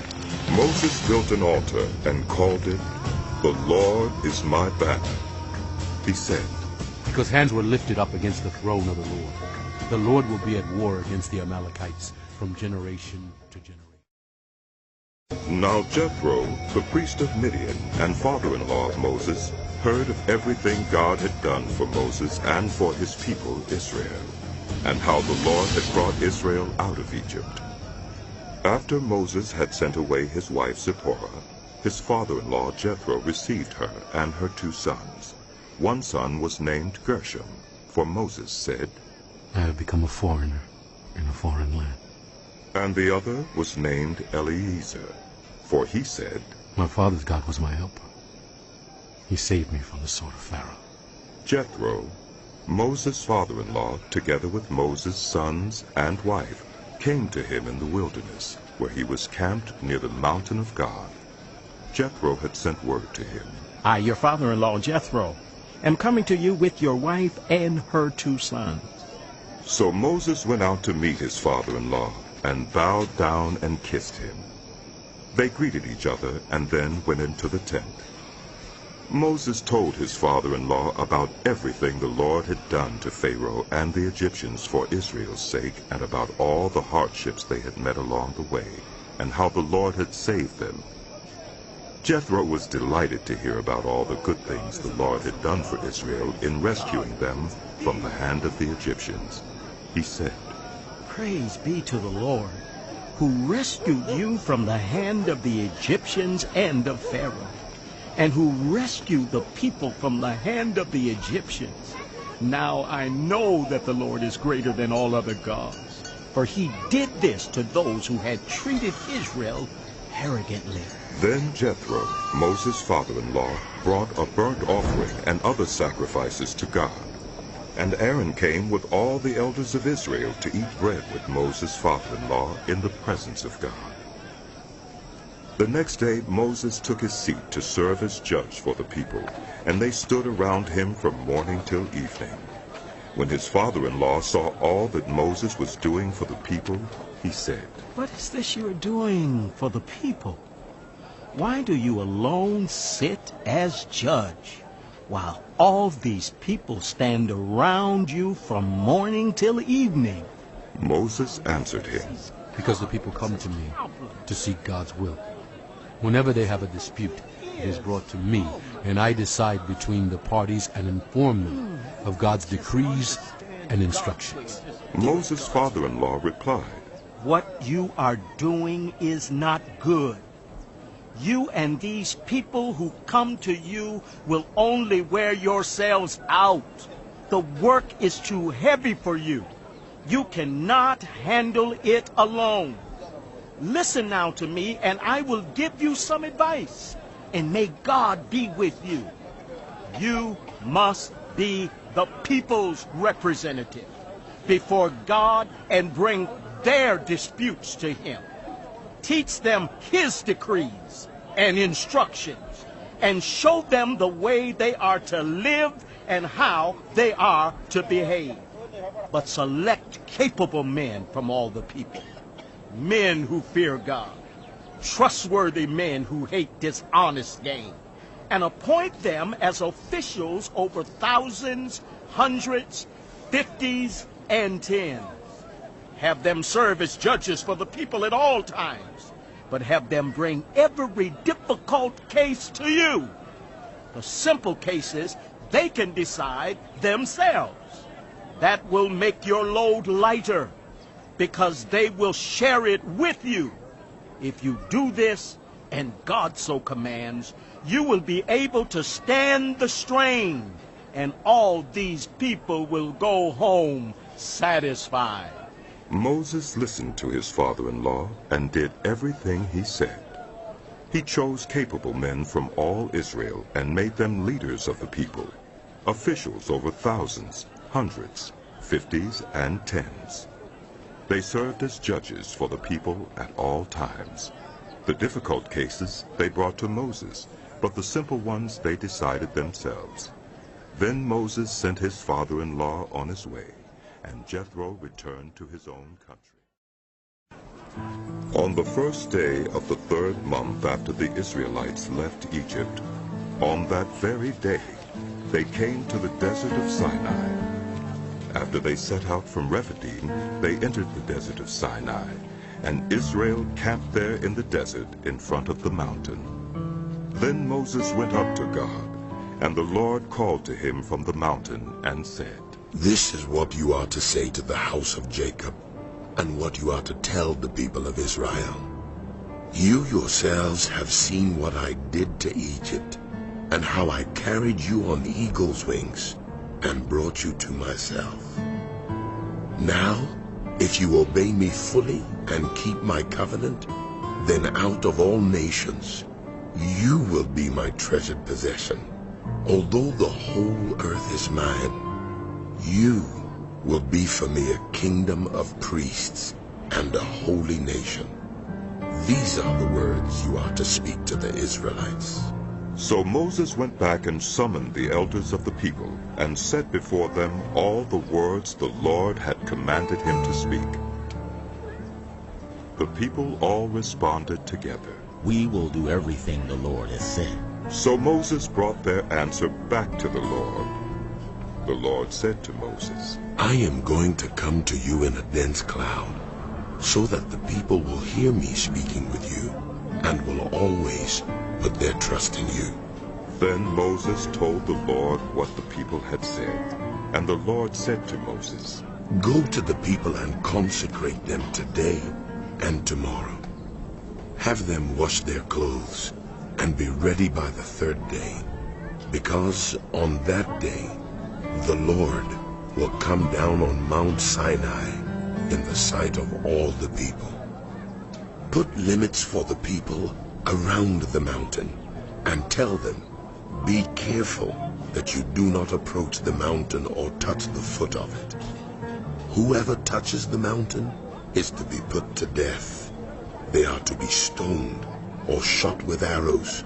Not a hand is to be laid on them, whether people or animals. They shall not be permitted to live. Only when the ram's horn sounds a long blast may they approach the mountain." After Moses had gone down the mountain to the people, he consecrated them, and they washed their clothes. Then he said to the people, "Prepare yourselves for the 3rd day. Abstain from sexual relations." On the morning of the 3rd day, there was thunder and lightning, with a thick cloud over the mountain, and a very loud trumpet blast. Everyone in the camp trembled. Then Moses led the people out of the camp to meet with God, and they stood at the foot of the mountain. Mount Sinai was covered with smoke, because the Lord descended on it in fire. The smoke billowed up from it like smoke from a furnace, and the whole mountain trembled violently. As the sound of the trumpet grew louder and louder, Moses spoke, and the voice of God answered him. The Lord descended to the top of Mount Sinai and called Moses to the top of the mountain. So Moses went up. And the Lord said to him, Go down and warn the people, so they do not force their way through to see the Lord, and many of them perish. Even the priests who approach the Lord must consecrate themselves, or the Lord will break out against them. Moses said to the Lord, The people cannot come up Mount Sinai, because you yourself warned us. Put limits around the mountain and set it apart as holy. The Lord replied, Go down and bring Aaron up with you. But the priests and the people must not force their way through to come up to the Lord, or he will break out against them. So Moses went down to the people and told them. And God spoke all these words. I am the Lord your God, who brought you out of Egypt, out of the land of slavery. You shall have no other gods before me. You shall not make for yourself an image in the form of anything in heaven above, or on the earth beneath, or in the waters below. You shall not bow down to them or worship them, for I, the Lord your God, am a jealous God, punishing the children for the sin of the parents to the third and fourth generation of those who hate me, but showing love to 1,000 generations of those who love me and keep my commandments. You shall not misuse the name of the Lord your God, for the Lord will not hold anyone guiltless who misuses his name. Remember the Sabbath day by keeping it holy. 6 days you shall labor and do all your work, but the seventh day is a Sabbath to the Lord your God. On it you shall not do any work, neither you, nor your son or daughter, nor your male or female servant, nor your animals, nor any foreigner residing in your towns. For in 6 days the Lord made the heavens and the earth, the sea, and all that is in them. But he rested on the seventh day. Therefore the Lord blessed the Sabbath day and made it holy. Honor your father and your mother, so that you may live long in the land the Lord your God is giving you. You shall not murder. You shall not commit adultery. You shall not steal. You shall not give false testimony against your neighbor. You shall not covet your neighbor's house. You shall not covet your neighbor's wife, or his male or female servant, his ox or donkey, or anything that belongs to your neighbor. When the people saw the thunder and lightning, and heard the trumpet, and saw the mountain in smoke, they trembled with fear. They stayed at a distance and said to Moses, Speak to us yourself, and we will listen. But do not have God speak to us, or we will die. Moses said to the people, Do not be afraid.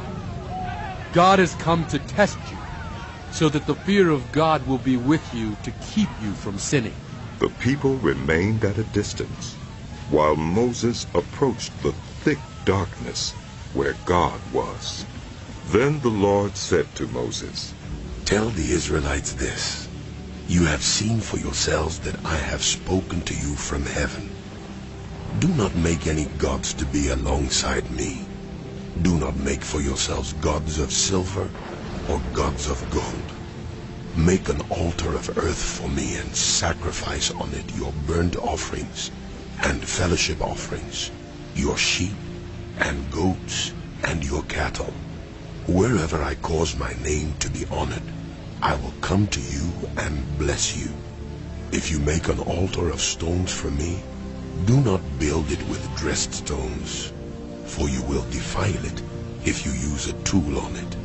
And do not go up to my altar on steps, lest your nakedness be exposed on it. These are the laws you are to set before them. If you buy a Hebrew servant, he is to serve you for 6 years. But in the 7th year, he shall go free without paying anything. If he comes alone, he is to go free alone. But if he has a wife when he comes, she is to go with him. If his master gives him a wife, and she bears him sons or daughters, the woman and her children shall belong to her master, and only the man shall go free. But if the servant declares, I love my master, and my wife and children, and do not want to go free, then his master must take him before the judges. He shall take him to the door or the doorpost and pierce his ear with an awl. Then he will be his servant for life. If a man sells his daughter as a servant, she is not to go free as male servants do. If she does not please the master who has selected her for himself, he must let her be redeemed. He has no right to sell her to foreigners, because he has broken faith with her. If he selects her for his son, he must grant her the rights of a daughter. If he marries another woman, he must not deprive the first one of her food, clothing, and marital rights. If he does not provide her with these 3 things, she is to go free without any payment of money. Anyone who strikes someone a fatal blow is to be put to death. However, if it is not done intentionally, but God lets it happen, they are to flee to a place I will designate. But if anyone schemes and kills someone deliberately, that person is to be taken from my altar and put to death. Anyone who attacks their father or mother is to be put to death. Anyone who kidnaps someone is to be put to death, whether the victim has been sold or is still in the kidnapper's possession. Anyone who curses their father or mother is to be put to death. If 2 people quarrel, and one hits the other with a stone or with a fist, and the victim does not die, but is confined to bed, the one who struck the blow will not be held liable if the other can get up and walk around outside with a staff.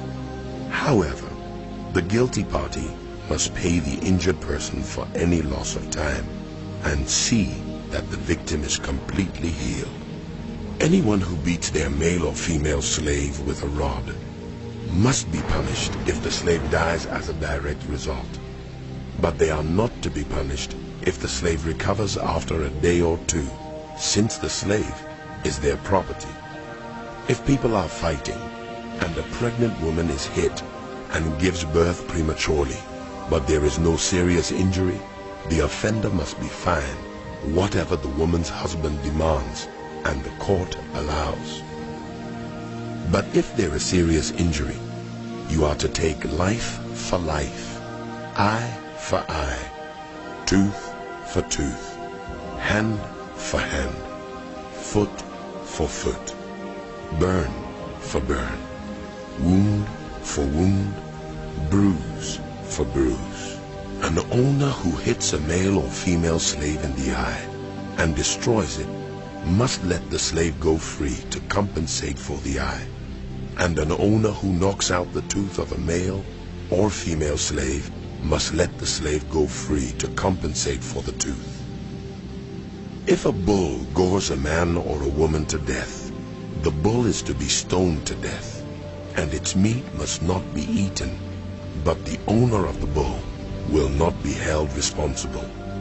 If, however, the bull has had the habit of goring, and the owner has been warned but has not kept it penned up, and it kills a man or woman, the bull is to be stoned, and its owner also is to be put to death.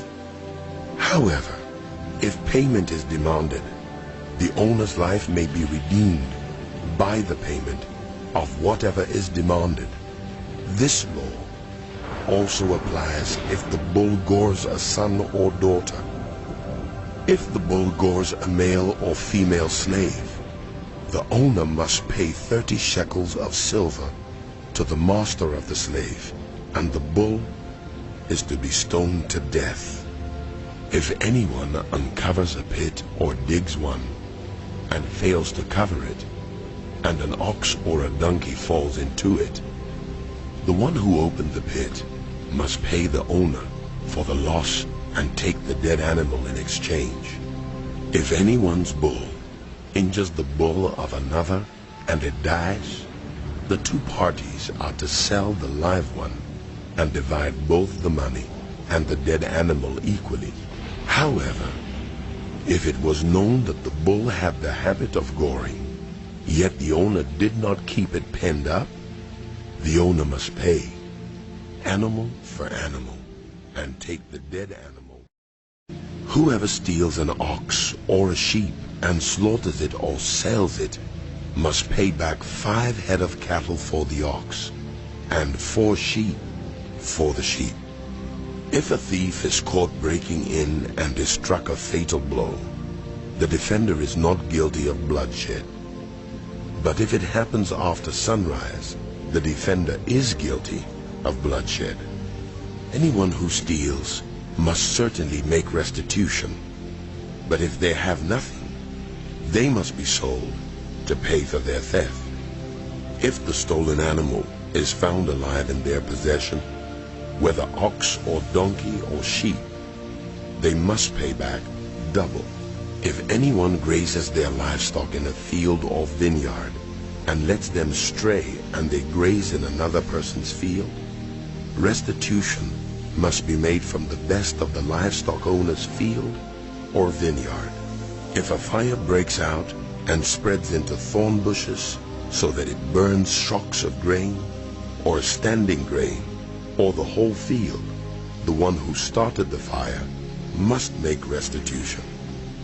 If anyone gives a neighbor silver or goods for safekeeping, and they are stolen from the neighbor's house, the thief, if caught, must pay back double. But if the thief is not found, the owner of the house must appear before the judges, and they must determine whether the owner of the house has laid hands on the other person's property. In all cases of illegal possession of an ox, a donkey, a sheep, a garment, or any other lost property about which somebody says, "This is mine," both parties are to bring their cases before the judges. The one whom the judges declare guilty must pay back double to the other. If anyone gives a donkey, an ox, a sheep, or any other animal to a neighbor for safekeeping, and it dies or is injured or is taken away while no one is looking, the issue between them will be settled by the taking of an oath before the Lord that the neighbor did not lay hands on the other person's property. The owner is to accept this, and no restitution is required. But if the animal was stolen from the neighbor, restitution must be made to the owner. If it was torn to pieces by a wild animal, the neighbor shall bring in the remains as evidence, and shall not be required to pay for the torn animal.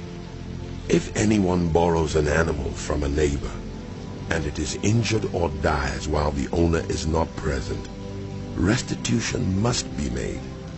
But if the owner is with the animal, the borrower will not have to pay. If the animal was hired, the money paid for the hire covers the loss. If a man seduces a virgin who is not pledged to be married and sleeps with her, he must pay the bride price, and she shall be his wife. If her father absolutely refuses to give her to him, he must still pay the bride price for virgins. Do not allow a sorceress to live. Anyone who has sexual relations with an animal is to be put to death. Whoever sacrifices to any god other than the Lord must be destroyed. Do not mistreat or oppress a foreigner, for you were foreigners in Egypt. Do not take advantage of a widow or an orphan. If you do, and they cry out to me, I will certainly hear their cry. My anger will be aroused, and I will kill you with the sword. Your wives will become widows, and your children fatherless. If you lend money to one of my people among you who is needy, do not treat it like a business deal. Charge no interest. If you take your neighbor's cloak as a pledge, return it by sunset, because that cloak is the only covering your neighbor has. What else can your neighbor sleep in? When he cries out to me, I will hear, for I am compassionate. Do not blaspheme God or curse the ruler of your people. Do not hold back offerings from your granaries or your vats. You must give me the firstborn of your sons. Do the same with your cattle and your sheep. Let them stay with their mothers for 7 days, but give them to me on the 8th day. You are to be my holy people. So do not eat the meat of an animal torn by wild beasts. Throw it to the dogs. Do not spread false reports. Do not help a guilty person by being a malicious witness. Do not follow the crowd in doing wrong. When you give testimony in a lawsuit, do not pervert justice by siding with the crowd, and do not show favoritism to the poor in a lawsuit. If you come across your enemy's ox or donkey wandering off, be sure to return it. If you see the donkey of someone who hates you fallen down under its load, do not leave it there. Be sure you help your enemy with it.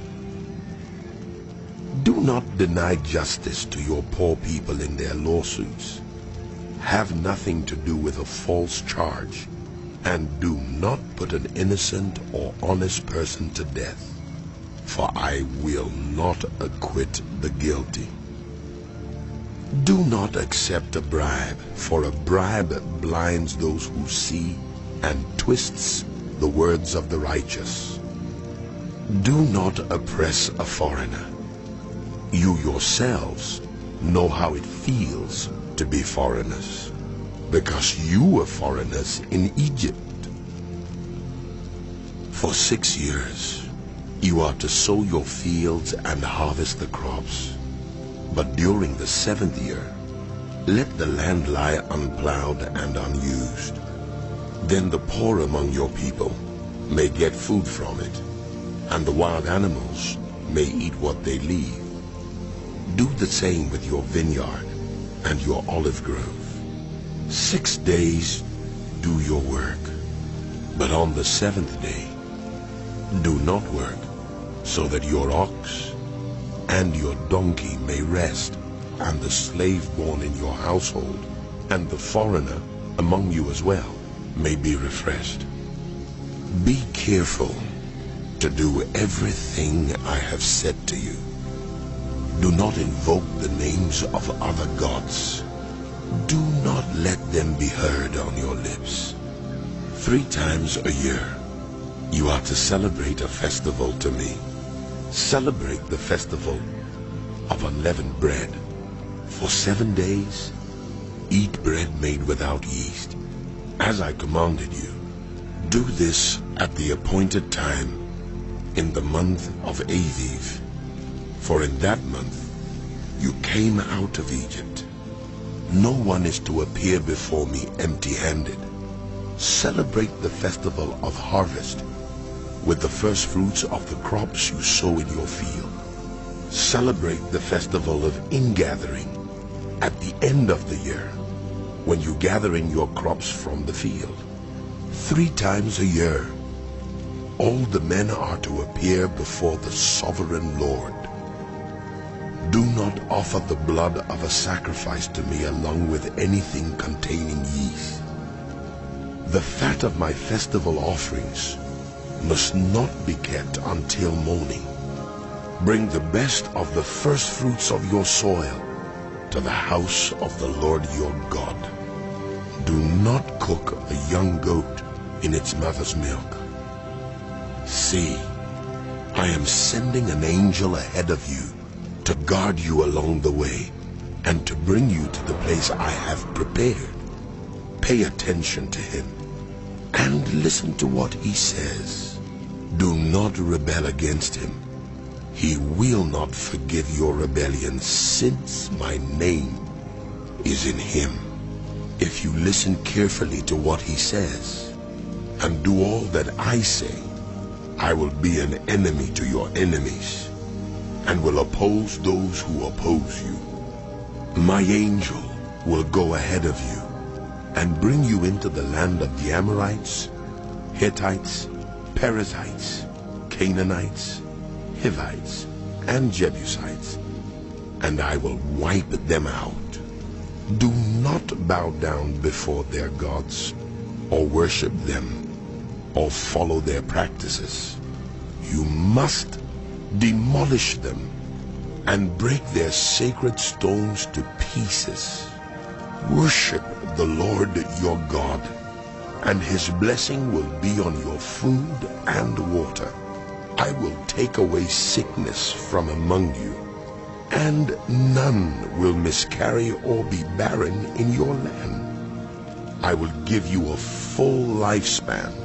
I will send my terror ahead of you and throw into confusion every nation you encounter.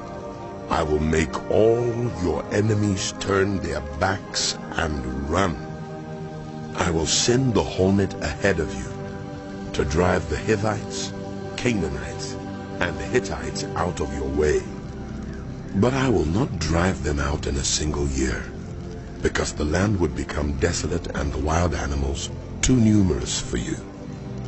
Little by little, I will drive them out before you, until you have increased enough to take possession of the land. I will establish your borders from the Red Sea to the Mediterranean Sea, and from the desert to the Euphrates River. I will give into your hands the people who live in the land, and you will drive them out before you. Do not make a covenant with them or with their gods.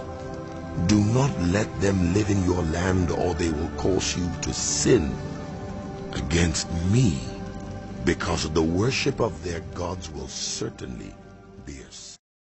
Then he said to Moses, Come up to the Lord, you and Aaron, Nadab and Abihu, and 70 of the elders of Israel. You are to worship at a distance, but Moses alone is to approach the Lord. The others must not come near, and the people may not come up with him. When Moses went and told the people all the Lord's words and laws, they responded with one voice, Everything the Lord has said we will do. Moses then wrote down everything the Lord had said. He got up early the next morning and built an altar at the foot of the mountain and set up 12 stone pillars representing the 12 tribes of Israel. Then he sent young Israelite men, and they offered burnt offerings and sacrificed young bulls as fellowship offerings to the Lord. Moses took half of the blood and put it in bowls, and the other half he splashed against the altar. Then he took the book of the covenant and read it to the people.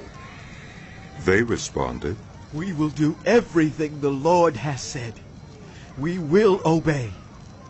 Moses then took the blood, sprinkled it on the people, and said, "This is the blood of the covenant that the Lord has made with you, in accordance with all these words." Moses and Aaron, Nadab and Abihu, and the 70 elders of Israel went up and saw the God of Israel. Under his feet was something like a pavement made of lapis lazuli, as bright blue as the sky.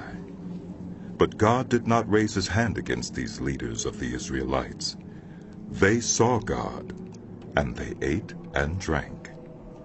The Lord said to Moses, "Come up to me on the mountain, and stay here, and I will give you the tablets of stone with the law and commandments I have written for their instruction." Then Moses set out with Joshua his aide, and Moses went up on the mountain of God. He said to the elders, "Wait here for us until we come back to you. Aaron and Hur are with you, and anyone involved in a dispute can go to them." When Moses went up on the mountain, the cloud covered it, and the glory of the Lord settled on Mount Sinai. For 6 days the cloud covered the mountain, and on the 7th day the Lord called to Moses from within the cloud. To the Israelites, the glory of the Lord looked like a consuming fire on top of the mountain. Then Moses entered the cloud as he went on up the mountain, and he stayed on the mountain 40 days and 40 nights. The Lord said to Moses, "Tell the Israelites to bring me an offering. You are to receive the offering for me from everyone whose heart prompts them to give. These are the offerings you are to receive from them: gold, silver, and bronze, blue, purple, and scarlet yarn, and fine linen, goat hair, ram skins dyed red, and another durable leather, acacia wood, olive oil for the light, spices for the anointing oil and for the fragrant incense, and onyx stones, and other gems to be mounted on the ephod and breastpiece. Then have them make a sanctuary for me, and I will dwell among them. Make this tabernacle and all its furnishings exactly like the pattern I will show you. Have them make an ark of acacia wood, 2½ cubits long, 1.5 cubits wide, and 1.5 cubits high. Overlay it with pure gold, both inside and out, and make a gold molding around it. Cast 4 gold rings for it, and fasten them to its 4 feet, with 2 rings on one side and 2 rings on the other. Then make poles of acacia wood, and overlay them with gold. Insert the poles into the rings on the sides of the ark to carry it. The poles are to remain in the rings of this ark. They are not to be removed. Then put in the ark the tablets of the covenant law, which I will give you. Make an atonement cover of pure gold, 2½ cubits long, and 1.5 cubits wide, and make 2 cherubim out of hammered gold at the ends of the cover. Make 1 cherub on one end, and the 2nd cherub on the other. Make the cherubim of one piece with the cover at the 2 ends. The cherubim are to have their wings spread upward, overshadowing the cover with them. The cherubim are to face each other, looking toward the cover. Place the cover on top of the ark, and put in the ark the tablets of the covenant law that I will give you. There above the cover, between the 2 cherubim that are over the ark of the covenant law, I will meet with you and give you all my commands for the Israelites. Make a table of acacia wood, 2 cubits long, a cubit wide, and a cubit and a half high. Overlay it with pure gold, and make a gold molding around it. Also make around it a rim a handbreadth wide, and put a gold molding on the rim. Make 4 gold rings for the table, and fasten them to the 4 corners where the 4 legs are. The rings are to be close to the rim to hold the poles used in carrying the table. Make the poles of acacia wood. Overlay them with gold and carry the table with them. And make its plates and dishes of pure gold, as well as its pitchers and bowls for the pouring out of offerings. Put the bread of the presence on this table to be before me at all times. Make a lampstand of pure gold. Hammer out its base and shaft, and make its flower-like cups, buds and blossoms of one piece with them. 6 branches are to extend from the sides of the lampstand, 3 on one side and 3 on the other. 3 cups shaped like almond flowers with buds and blossoms are to be on one branch, 3 on the next branch, and the same for all 6 branches extending from the lampstand. And on the lampstand there are to be 4 cups shaped like almond flowers with buds and blossoms. 1 bud shall be under the first pair of branches extending from the lampstand, a 2nd bud under the 2nd pair, and a 3rd bud under the 3rd pair. 6 branches in all. The buds and branches shall all be of one piece with the lampstand, hammered out of pure gold. Then make it 7 lamps, and set them up on it, so that they light the space in front of it. Its wick trimmers and trays are to be of pure gold. A talent of pure gold is to be used for the lampstand and all these accessories. See that you make them according to the pattern shown you. Make the tabernacle with 10 curtains of finely twisted linen, and blue, purple, and scarlet yarn, with cherubim worked into them by skilled hands. All the curtains are to be the same size, 28 cubits long and 4 cubits wide. Join 5 of the curtains together, and do the same with the other 5. Make loops of blue material along the edge of the end curtain in one set, and do the same with the end curtain in the other set. Make 50 loops on one curtain and 50 loops on the end curtain of the other set, with the loops opposite each other. Then make 50 gold clasps, and use them to fasten the curtains together, so that the tabernacle is a unit. Make curtains of goat hair for the tent over the tabernacle, 11 altogether. All 11 curtains are to be the same size, 30 cubits long and 4 cubits wide. Join 5 of the curtains together into one set, and the other 6 into another set. Fold the 6th curtain double at the front of the tent. Make 50 loops along the edge of the end curtain in one set, and also along the edge of the end curtain in the other set. Then make 50 bronze clasps, and put them in the loops to fasten the tent together as a unit. As for the additional length of the tent curtains, the half curtain that is left over is to hang down at the rear of the tabernacle. The tent curtains will be a cubit longer on both sides. What is left will hang over the sides of the tabernacle so as to cover it.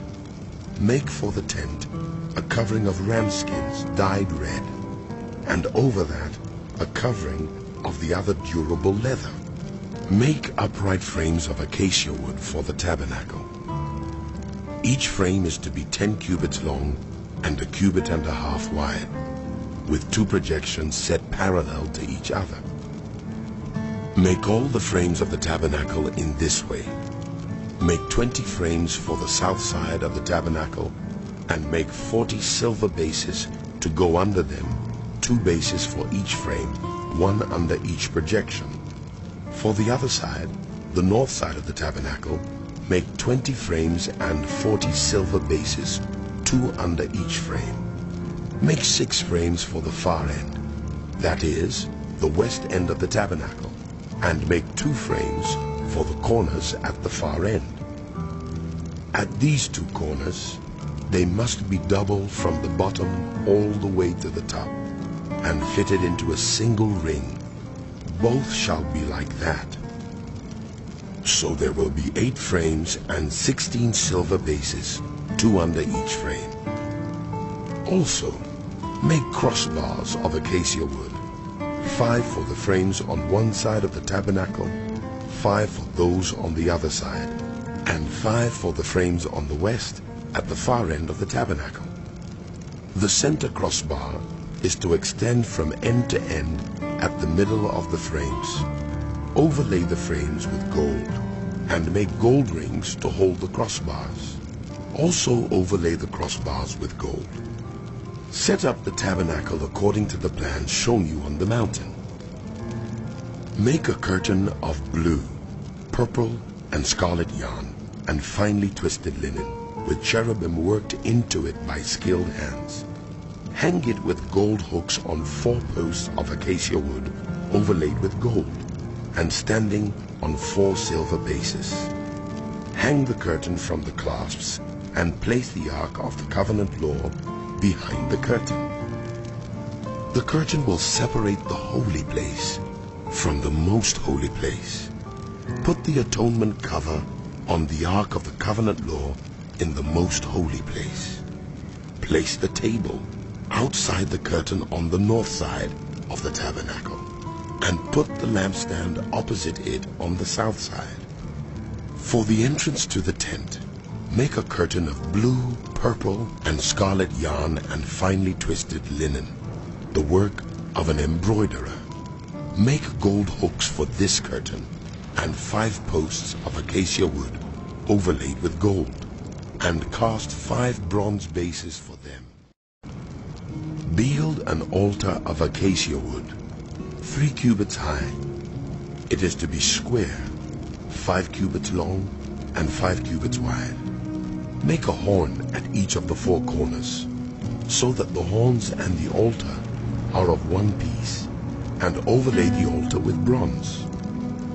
Make all its utensils of bronze, its pots to remove the ashes, and its shovels, sprinkling bowls, meat forks, and fire pans.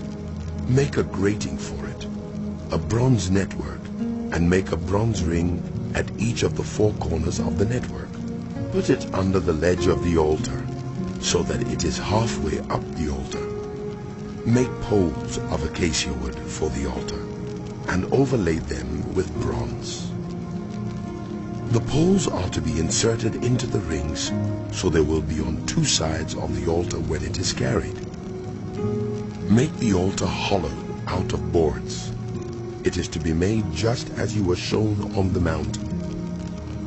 Make a courtyard for the tabernacle. The south side shall be 100 cubits long, and is to have curtains of finely twisted linen, with 20 posts and 20 bronze bases, and with silver hooks and bands on the posts. The north side shall also be 100 cubits long, and is to have curtains with 20 posts and 20 bronze bases, and with silver hooks and bands on the posts. The west end of the courtyard shall be 50 cubits wide, and have curtains with 10 posts and 10 bases. On the east end, toward the sunrise, the courtyard shall also be 50 cubits wide. Curtains, 15 cubits long, are to be on one side of the entrance, with 3 posts and 3 bases, and curtains 15 cubits long are to be on the other side, with 3 posts and 3 bases. For the entrance to the courtyard, provide a curtain 20 cubits long, of blue, purple, and scarlet yarn, and finely twisted linen. the work of an embroiderer, with 4 posts and 4 bases. All the posts around the courtyard are to have silver bands and hooks and bronze bases. The courtyard shall be 100 cubits long and 50 cubits wide, with curtains of finely twisted linen 5 cubits high, and with bronze bases. All the other articles used in the service of the tabernacle, whatever their function, including all the tent pegs for it, and those for the courtyard, are to be of bronze. Command the Israelites to bring you clear oil of pressed olives for the light, so that the lamps may be kept burning. In the tent of meeting, outside the curtain that shields the ark of the covenant law, Aaron and his sons are to keep the lamps burning before the Lord from evening till morning. This is to be a lasting ordinance among the Israelites for the generations to come. Have Aaron your brother brought to you from among the Israelites, along with his sons Nadab and Abihu, Eleazar and Ithamar, so they may serve me as priests. Make sacred garments for your brother Aaron, to give him dignity and honor. Tell all the skilled workers to whom I have given wisdom in such matters that they are to make garments for Aaron for his consecration, so he may serve me as priest. These are the garments they are to make: a breastpiece, an ephod, a robe, a woven tunic, a turban, and a sash. They are to make these sacred garments for your brother Aaron and his sons, so they may serve me as priests. Have them use gold and blue, purple, and scarlet yarn and fine linen. Make the ephod of gold and of blue, purple, and scarlet yarn and of finely twisted linen, the work of skilled hands. It is to have 2 shoulder pieces attached to 2 of its corners, so it can be fastened.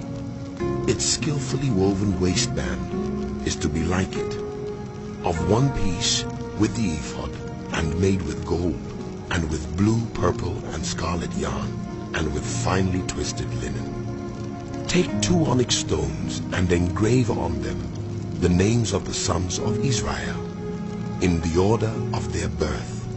6 names on 1 stone, and the remaining 6 on the other. Engrave the names of the sons of Israel on the 2 stones the way a gem cutter engraves a seal. Then mount the stones in gold filigree settings, and fasten them on the shoulder pieces of the ephod as memorial stones for the sons of Israel. Aaron is to bear the names on his shoulders as a memorial before the Lord. Make gold filigree settings and 2 braided chains of pure gold, like a rope, and attach the chains to the settings. Fashion a breastpiece for making decisions, the work of skilled hands. Make it like the ephod, of gold and of blue, purple, and scarlet yarn, and of finely twisted linen. It is to be square, a span long, and a span wide, and folded double. Then mount 4 rows of precious stones on it. The first row shall be carnelian, chrysolite, and beryl. The second row shall be turquoise, lapis lazuli, and emerald. The third row shall be jacinth, agate, and amethyst. The fourth row shall be topaz, onyx, and jasper. Mount them in gold filigree settings.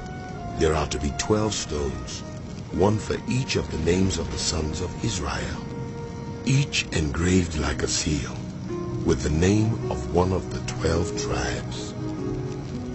For the breastpiece, make braided chains of pure gold, like a rope. Make 2 gold rings for it, and fasten them to 2 corners of the breastpiece. Fasten the 2 gold chains to the rings at the corners of the breastpiece, and the other ends of the chains to the 2 settings, attaching them to the shoulder pieces of the ephod at the front. Make 2 gold rings and attach them to the other 2 corners of the breastpiece, on the inside edge next to the ephod. Make 2 more gold rings and attach them to the bottom of the shoulder pieces on the front of the ephod, close to the seam just above the waistband of the ephod.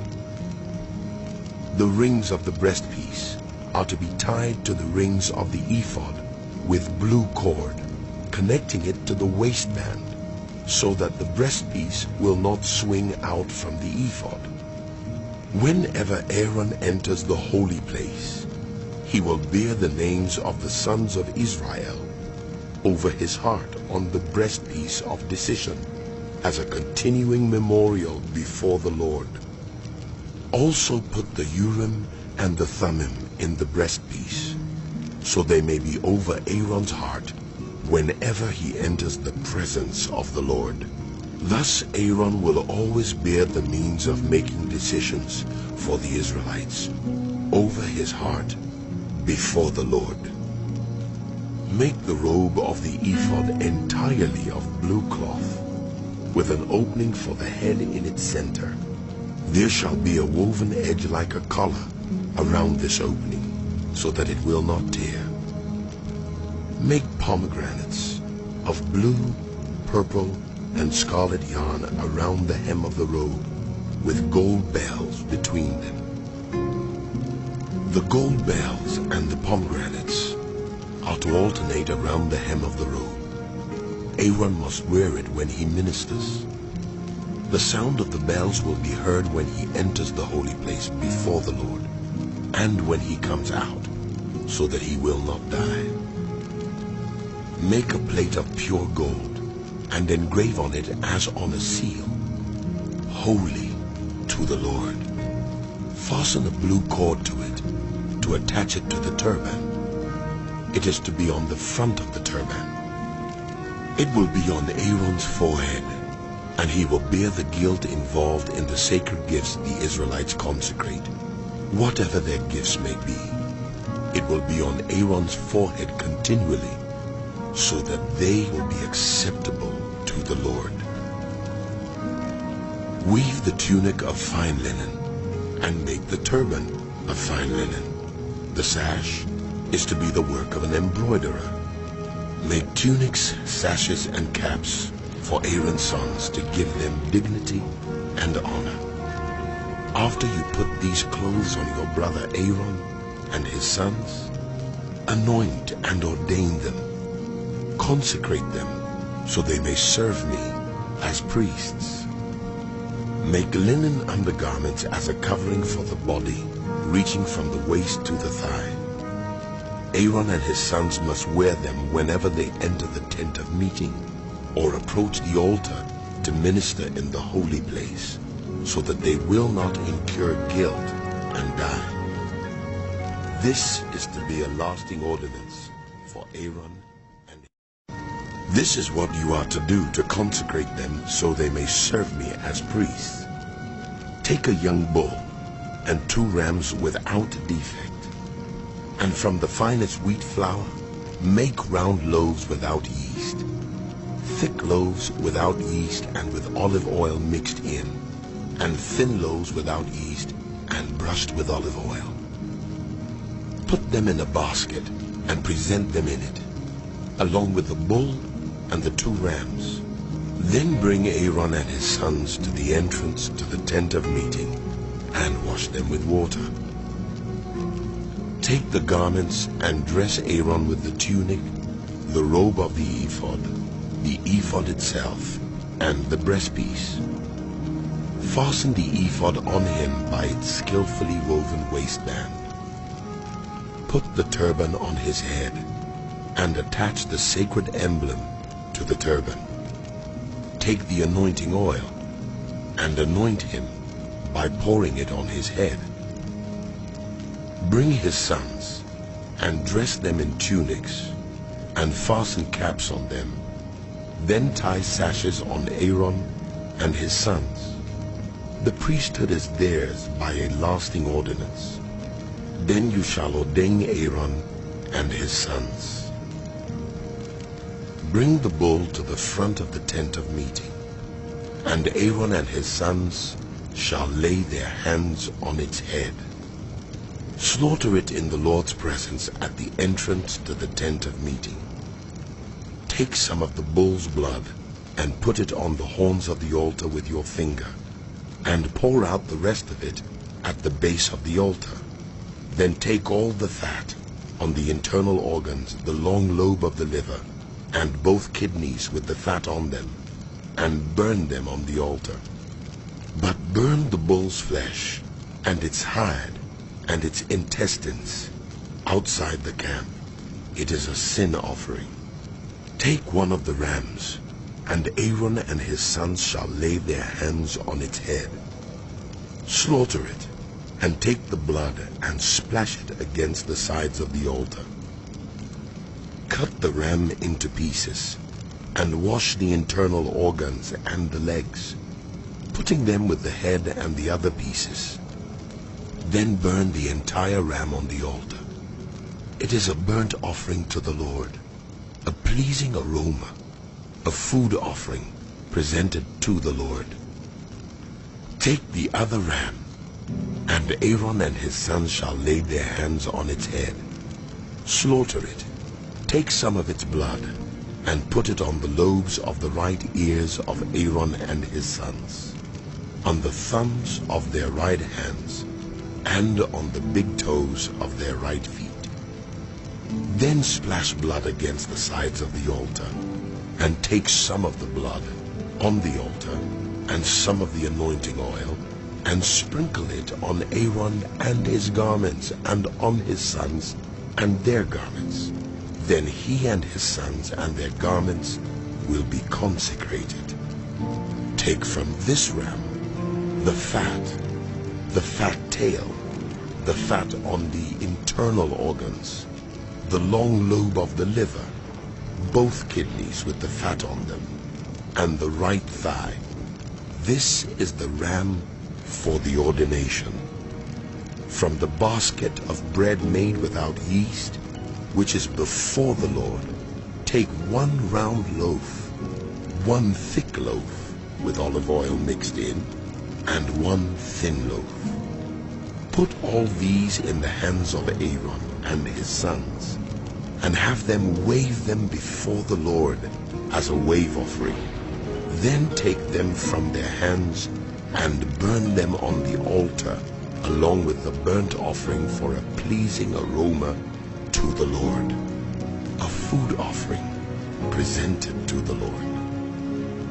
After you take the breast of the ram for Aaron's ordination, wave it before the Lord as a wave offering, and it will be your share. Consecrate those parts of the ordination ram that belong to Aaron and his sons, the breast that was waved and the thigh that was presented.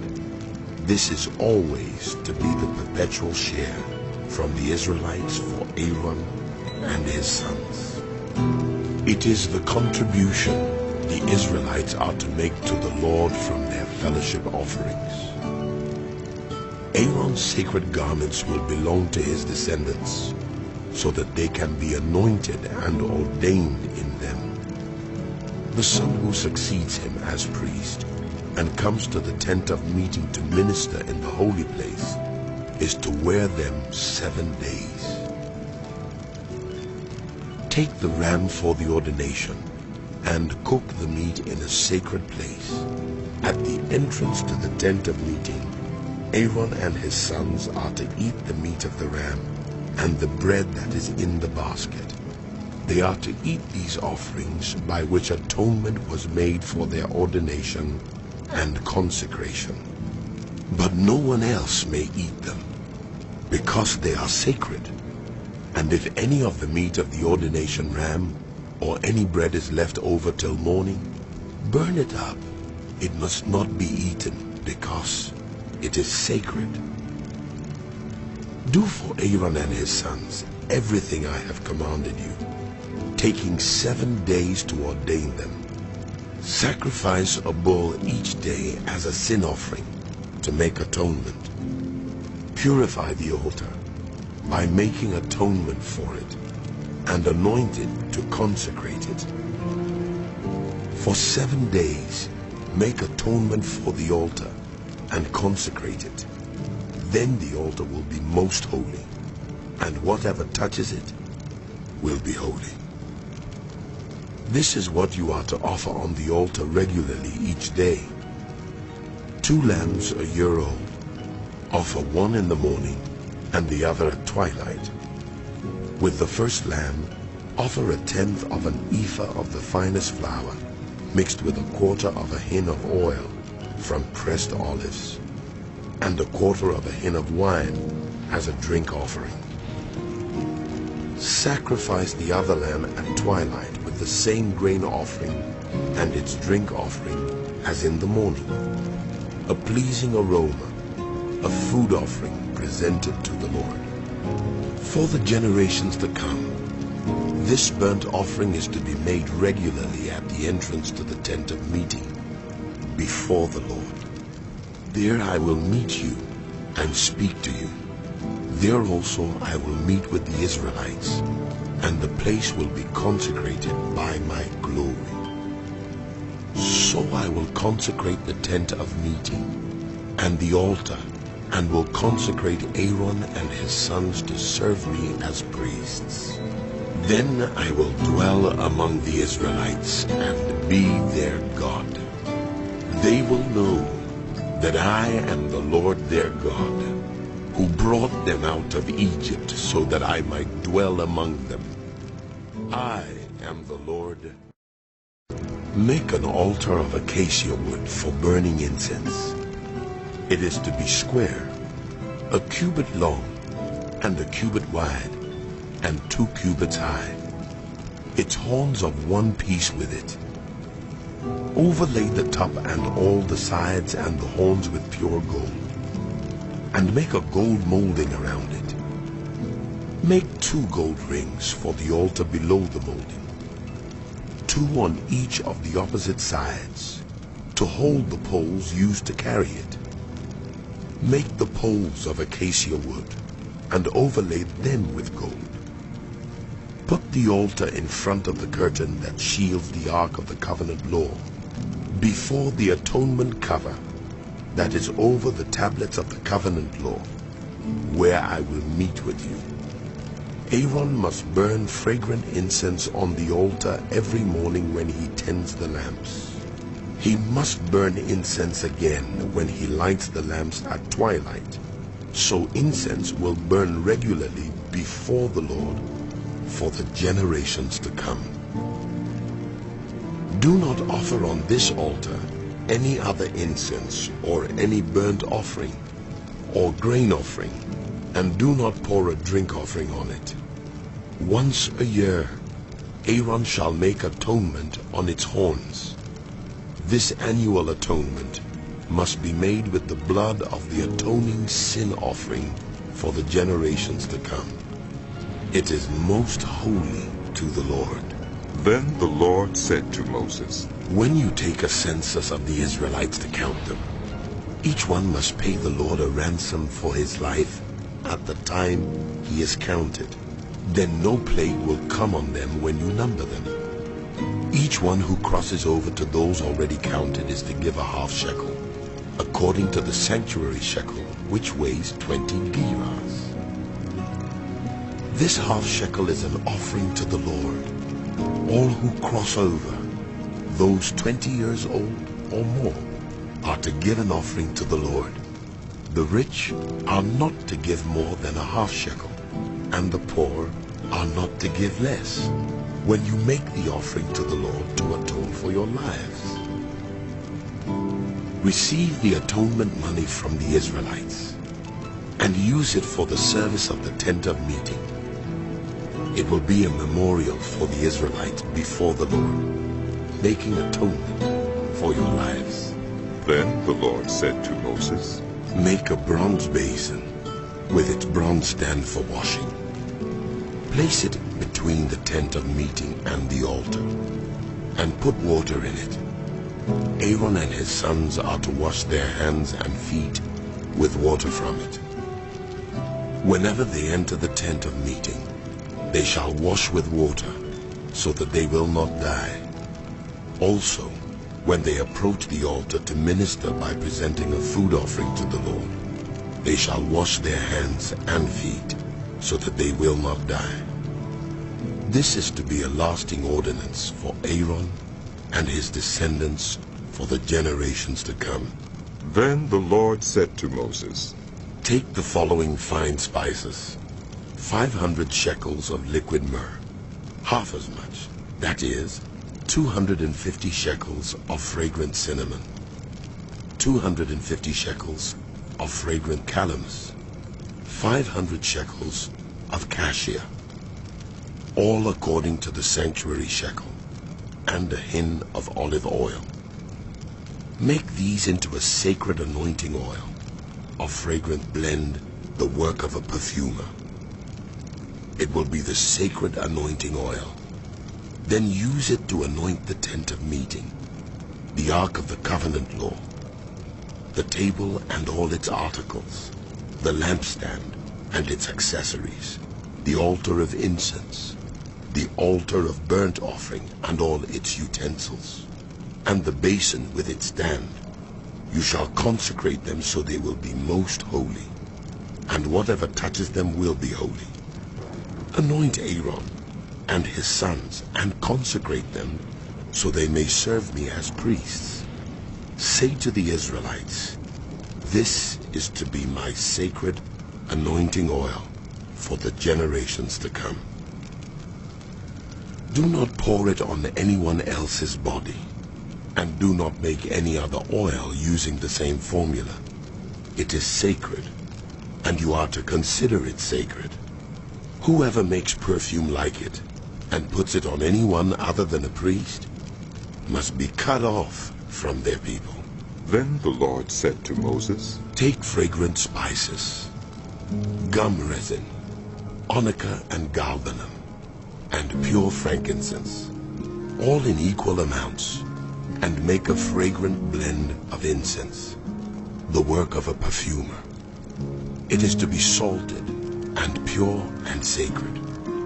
Grind some of it to powder, and place it in front of the ark of the covenant law in the tent of meeting, where I will meet with you. It shall be most holy to you. Do not make any incense with this formula for yourselves.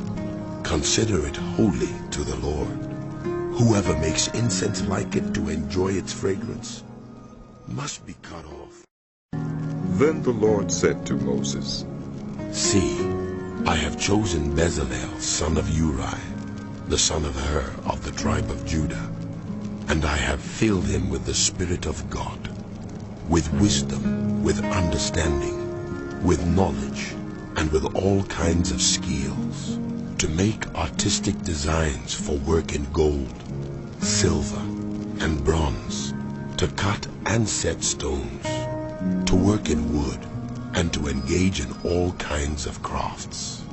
Moreover, I have appointed Oholiab, son of Ahisamach, of the tribe of Dan, to help him. Also I have given ability to all the skilled workers to make everything I have commanded you, the tent of meeting, the ark of the covenant law, with the atonement cover on it, and all the other furnishings of the tent, the table and its articles, the pure gold lampstand, and all its accessories, the altar of incense, the altar of burnt offering, and all its utensils, the basin with its stand, and also the woven garments, both the sacred garments for Aaron the priest, and the garments for his sons when they serve as priests, and the anointing oil, and fragrant incense for the holy place. They are to make them just as I commanded you. Then the Lord said to Moses, Say to the Israelites, You must observe my Sabbaths. This will be a sign between me and you, for the generations to come, so you may know that I am the Lord, who makes you holy. Observe the Sabbath, because it is holy to you. Anyone who desecrates it is to be put to death. Those who do any work on that day must be cut off from their people. For 6 days work is to be done, but the seventh day is a day of Sabbath rest, holy to the Lord. Whoever does any work on the Sabbath day is to be put to death. The Israelites are to observe the Sabbath, celebrating it for the generations to come as a lasting covenant. It will be a sign between me and the Israelites forever. For in 6 days the Lord made the heavens and the earth, and on the seventh day he abstained from work and rested. When the Lord finished speaking to Moses on Mount Sinai, he gave him the 2 tablets of the covenant law, the tablets of stone inscribed by the finger of God. When the people saw that Moses was so long in coming down from the mountain, they gathered around Aaron and said, "Come, make us gods who will go before us. As for this fellow Moses who brought us up out of Egypt, we don't know what has happened to him." Aaron answered them, "Take off the gold earrings that your wives, your sons, and your daughters are wearing, and bring them to me." So all the people took off their earrings and brought them to Aaron. He took what they handed him and made it into an idol, cast in the shape of a calf, fashioning it with a tool. Then they said, "These are your gods, Israel, who brought you up out of Egypt." When Aaron saw this, he built an altar in front of the calf and announced, "Tomorrow there will be a festival to the Lord." So the next day the people rose early and sacrificed burnt offerings and presented fellowship offerings. Afterward, they sat down to eat and drink and got up to indulge in revelry. Then the Lord said to Moses, "Go down, because your people whom you brought up out of Egypt have become corrupt. They have been quick to turn away from what I commanded them, and have made themselves an idol cast in the shape of a calf. They have bowed down to it and sacrificed to it, and have said, 'These are your gods, Israel, who brought you up out of Egypt.' I have seen these people, and they are a stiff-necked people. Now leave me alone, so that my anger may burn against them, and that I may destroy them. Then I will make you into a great nation." But Moses sought the favor of the Lord his God. "Lord," he said, "why should your anger burn against your people, whom you brought out of Egypt with great power and a mighty hand? Why should the Egyptians say, 'It was with evil intent that he brought them out, to kill them in the mountains and to wipe them off the face of the earth'? Turn from your fierce anger. Relent and do not bring disaster on your people. Remember your servants Abraham, Isaac, and Israel, to whom you swore by your own self, 'I will make your descendants as numerous as the stars in the sky, and I will give your descendants all this land I promised them, and it will be their inheritance forever.'" Then the Lord relented, and did not bring on his people the disaster he had threatened. Moses turned and went down the mountain with the 2 tablets of the covenant law in his hands. They were inscribed on both sides, front and back. The tablets were the work of God. The writing was the writing of God, engraved on the tablets. When Joshua heard the noise of the people shouting, he said to Moses, "There is the sound of war in the camp." Moses replied, "It is not the sound of victory. It is not the sound of defeat. It is the sound of singing that I hear." When Moses approached the camp and saw the calf and the dancing, his anger burned, and he threw the tablets out of his hands, breaking them to pieces at the foot of the mountain. And he took the calf they had made and burned it in the fire. Then he ground it to powder, scattered it on the water, and made the Israelites drink it. He said to Aaron, "What did these people do to you, that you led them into such great sin?" Do not be angry, my lord. Aaron answered, You know how prone these people are to evil. They said to me, make us gods who will go before us. As for this fellow Moses who brought us up out of Egypt, we do not know what has happened to him. So I told them, whoever has any gold jewelry, take it off. Then they gave me the gold, and I threw it into the fire, and out came this calf. Moses saw that the people were running wild, and that Aaron had let them get out of control, and so become a laughingstock to their enemies. So he stood at the entrance to the camp and said, "Whoever is for the Lord, come to me." And all the Levites rallied to him. Then he said to them, "This is what the Lord, the God of Israel, says. Each man strap a sword to his side. Go back and forth through the camp from one end to the other, each killing his brother and friend and neighbor." The Levites did as Moses commanded, and that day about 3,000 of the people died. Then Moses said, "You have been set apart to the Lord today, for you were against your own sons and brothers, and he has blessed you this day." The next day Moses said to the people, "You have committed a great sin. But now I will go up to the Lord. Perhaps I can make atonement for your sin." So Moses went back to the Lord and said, "Oh, what a great sin these people have committed. They have made themselves gods of gold. But now, please forgive their sin. But if not, then blot me out of the book you have written." The Lord replied to Moses, "Whoever has sinned against me, I will blot out of my book. Now go, lead the people to the place I spoke of, and my angel will go before you. However, when the time comes for me to punish, I will punish them for their sin." And the Lord struck the people with a plague because of what they did with the calf Aaron.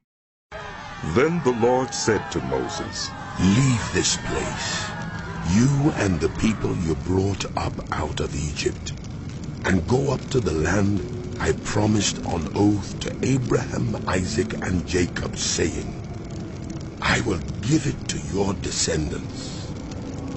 I will send an angel before you and drive out the Canaanites, Amorites, Hittites, Perizzites, Hivites, and Jebusites. Go up to the land flowing with milk and honey. But I will not go with you, because you are a stiff-necked people, and I might destroy you on the way." When the people heard these distressing words, they began to mourn, and no one put on any ornaments, for the Lord had said to Moses, "Tell the Israelites, you are a stiff-necked people. If I were to go with you, even for a moment, I might destroy you. Now take off your ornaments, and I will decide what to do with you." So the Israelites stripped off their ornaments at Mount Horeb. Now Moses used to take a tent and pitch it outside the camp some distance away, calling it the Tent of Meeting. Anyone inquiring of the Lord would go to the tent of meeting outside the camp. And whenever Moses went out to the tent, all the people rose and stood at the entrances to their tents, watching Moses until he entered the tent. As Moses went into the tent, the pillar of cloud would come down and stay at the entrance while the Lord spoke with Moses. Whenever the people saw the pillar of cloud standing at the entrance to the tent, they all stood and worshipped at the entrances to their tents. The Lord would speak to Moses face to face, as one speaks to a friend. Then Moses would return to the camp, but his young aide Joshua, son of Nun, did not leave the tent. Moses said to the Lord, "You've been telling me, lead these people, but you have not let me know whom you will send with me. You have said, I know you by name, and you have found favor with me. If you are pleased with me, teach me your ways so I may know you and continue to find favor with you. Remember that this nation is your people. The Lord replied, My presence will go with you, and I will give you rest. Then Moses said to him, If your presence does not go with us, do not send us up from here. How will anyone know that you are pleased with me and with your people unless you go with us? What else will distinguish me and your people from all the other people on the face of the earth? And the Lord said to Moses, I will do the very thing you have asked, because I am pleased with you, and I know you by name. Then Moses said, Now show me your glory. And the Lord said, I will cause all my goodness to pass in front of you, and I will proclaim my name, the Lord, in your presence. I will have mercy on whom I will have mercy, and I will have compassion on whom I will have compassion. But, he said, you cannot see my face, for no one may see me and live. Then the Lord said, There is a place near me where you may stand on a rock. When my glory passes by, I will put you in a cleft in the rock and cover you with my hand until I have passed by. Then I will remove my hand, and you will see my back, but my face must not be seen. The Lord said to Moses, Chisel out 2 stone tablets like the first ones, and I will write on them the words that were on the first tablets which you broke. Be ready in the morning, and then come up on Mount Sinai. Present yourself to me there, on top of the mountain. No one is to come with you or be seen anywhere on the mountain. Not even the flocks and herds may graze in front of the mountain. So Moses chiseled out 2 stone tablets like the first ones, and went up Mount Sinai early in the morning, as the Lord had commanded him. And he carried the 2 stone tablets in his hands. Then the Lord came down in the cloud, and stood there with him, and proclaimed his name, the Lord. And he passed in front of Moses, proclaiming, The Lord, the compassionate and gracious God, slow to anger, abounding in love and faithfulness, maintaining love to thousands, and forgiving wickedness, rebellion, and sin. Yet he does not leave the guilty unpunished. He punishes the children and their children for the sin of the parents to the 3rd and 4th generation. Moses bowed to the ground at once and worshipped. Lord, he said, if I have found favor in your eyes, then let the Lord go with us. Although this is a stiff-necked people, forgive our wickedness and our sin, and take us as your inheritance. Then the Lord said, I am making a covenant with you. Before all your people I will do wonders, never before done in any nation in all the world. The people you live among will see how awesome is the work that I, the Lord, will do for you. Obey what I command you today. I will drive out before you the Amorites, Canaanites, Hittites, Perizzites, Hivites, and Jebusites. Be careful not to make a treaty with those who live in the land where you are going, or they will be a snare among you. Break down their altars, smash their sacred stones, and cut down their Asherah poles. Do not worship any other god, for the Lord, whose name is jealous, is a jealous God. Be careful not to make a treaty with those who live in the land, for when they prostitute themselves to their gods and sacrifice to them, they will invite you, and you will eat their sacrifices. And when you choose some of their daughters as wives for your sons, and those daughters prostitute themselves to their gods, they will lead your sons to do the same. Do not make any idols, Celebrate the festival of unleavened bread. For 7 days, eat bread made without yeast, as I commanded you. Do this at the appointed time in the month of Aviv, for in that month you came out of Egypt. The first offspring of every womb belongs to me, including all the firstborn males of your livestock, whether from herd or flock. Redeem the firstborn donkey with a lamb, but if you do not redeem it, break its neck. Redeem all your firstborn sons. No one is to appear before me empty-handed. 6 days you shall labor, but on the 7th day you shall rest.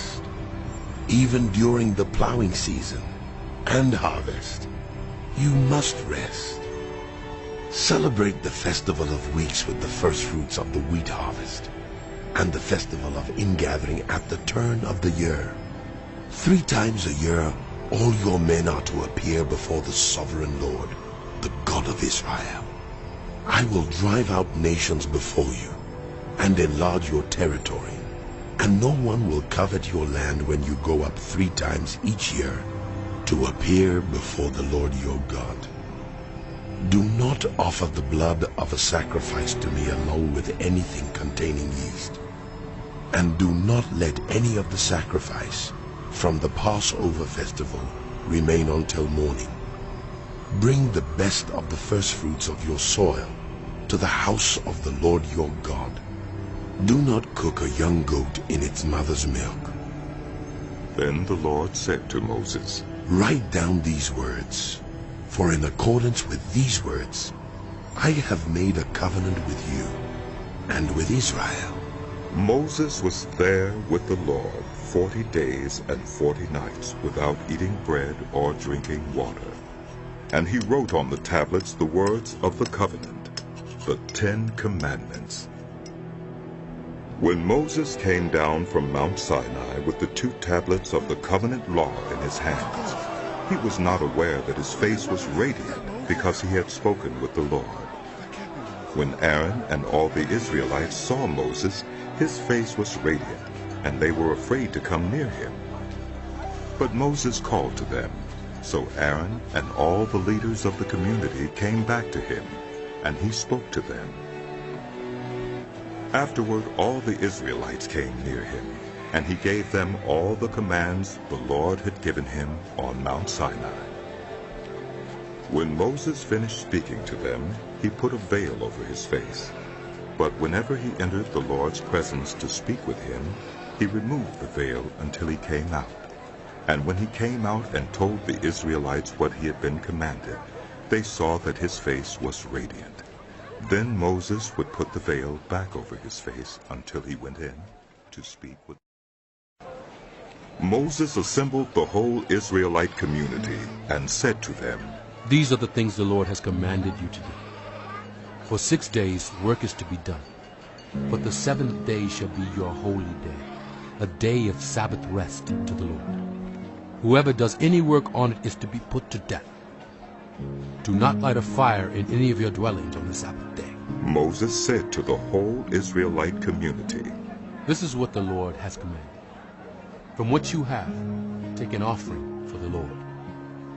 Everyone who is willing is to bring to the Lord an offering of gold, silver, and bronze, blue, purple, and scarlet yarn, and fine linen, goat hair, ram skins dyed red, and another durable leather, acacia wood, olive oil for the light, spices for the anointing oil, and for the fragrant incense, and onyx stones and other gems to be mounted on the ephod and breastpiece. All who are skilled among you are to come and make everything the Lord has commanded.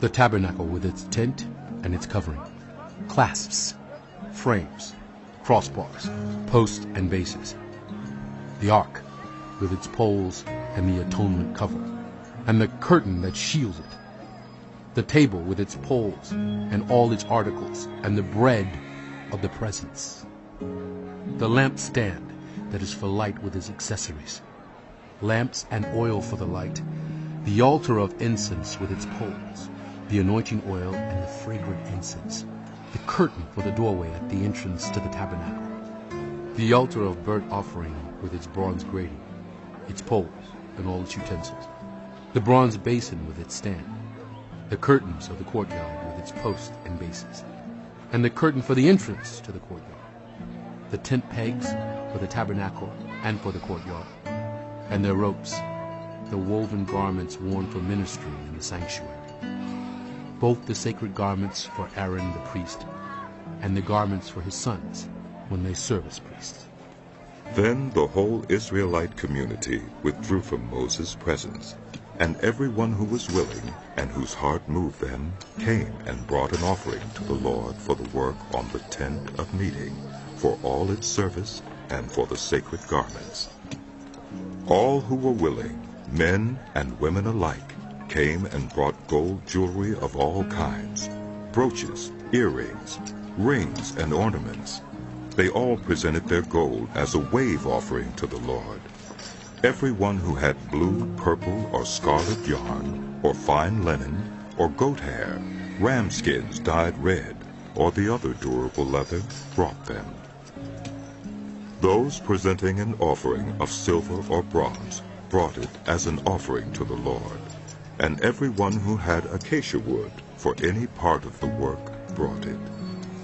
Every skilled woman spun with her hands and brought what she had spun, blue, purple, or scarlet yarn, or fine linen, and all the women who were willing and had the skill spun the goat hair. The leaders brought onyx stones and other gems to be mounted on the ephod and breastpiece. They also brought spices and olive oil for the light, and for the anointing oil, and for the fragrant incense. All the Israelite men and women who were willing brought to the Lord freewill offerings for all the work the Lord through Moses had commanded them to do. Then Moses said to the Israelites, See, the Lord has chosen Bezalel, son of Uri, the son of Hur, of the tribe of Judah, and he has filled him with the Spirit of God, with wisdom, with understanding, with knowledge, and with all kinds of skills, to make artistic designs for work in gold, silver, and bronze, to cut and set stones, to work in wood, and to engage in all kinds of artistic crafts. And he has given both him and Aholiab, son of Ahisamach, of the tribe of Dan, the ability to teach others.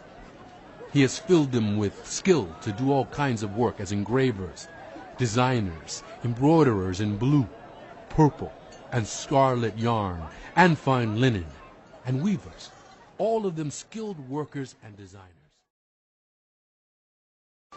So Bezalel, Aholiab, and every skilled person to whom the Lord has given skill and ability to know how to carry out all the work of constructing the sanctuary are to do the work just as the Lord has commanded. Then Moses summoned Bezalel and Aholiab and every skilled person to whom the Lord had given ability and who was willing to come and do the work. They received from Moses all the offerings the Israelites had brought to carry out the work of constructing the sanctuary. And the people continued to bring freewill offerings morning after morning. So all the skilled workers who were doing all the work on the sanctuary left what they were doing and said to Moses, The people are bringing more than enough for doing the work the Lord commanded to be done.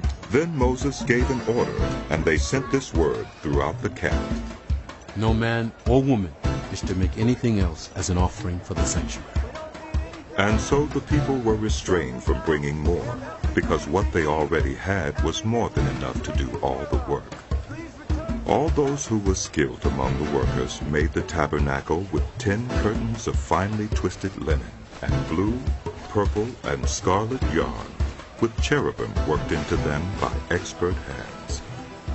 All the curtains were the same size, 28 cubits long and 4 cubits wide. They joined 5 of the curtains together and did the same with the other 5. Then they made loops of blue material along the edge of the end curtain in one set, and the same was done with the end curtain in the other set. They also made 50 loops on one curtain, and 50 loops on the end curtain of the other set, with the loops opposite each other.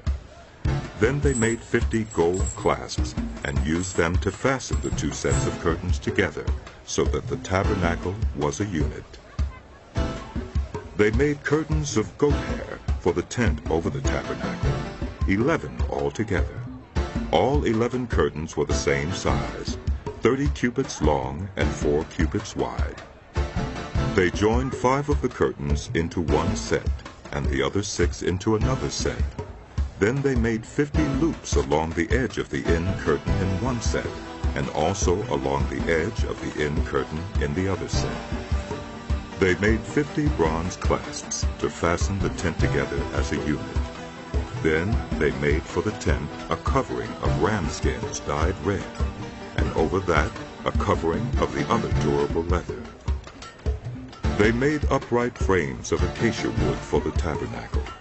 Each frame was 10 cubits long and a cubit and a half wide, with 2 projections set parallel to each other.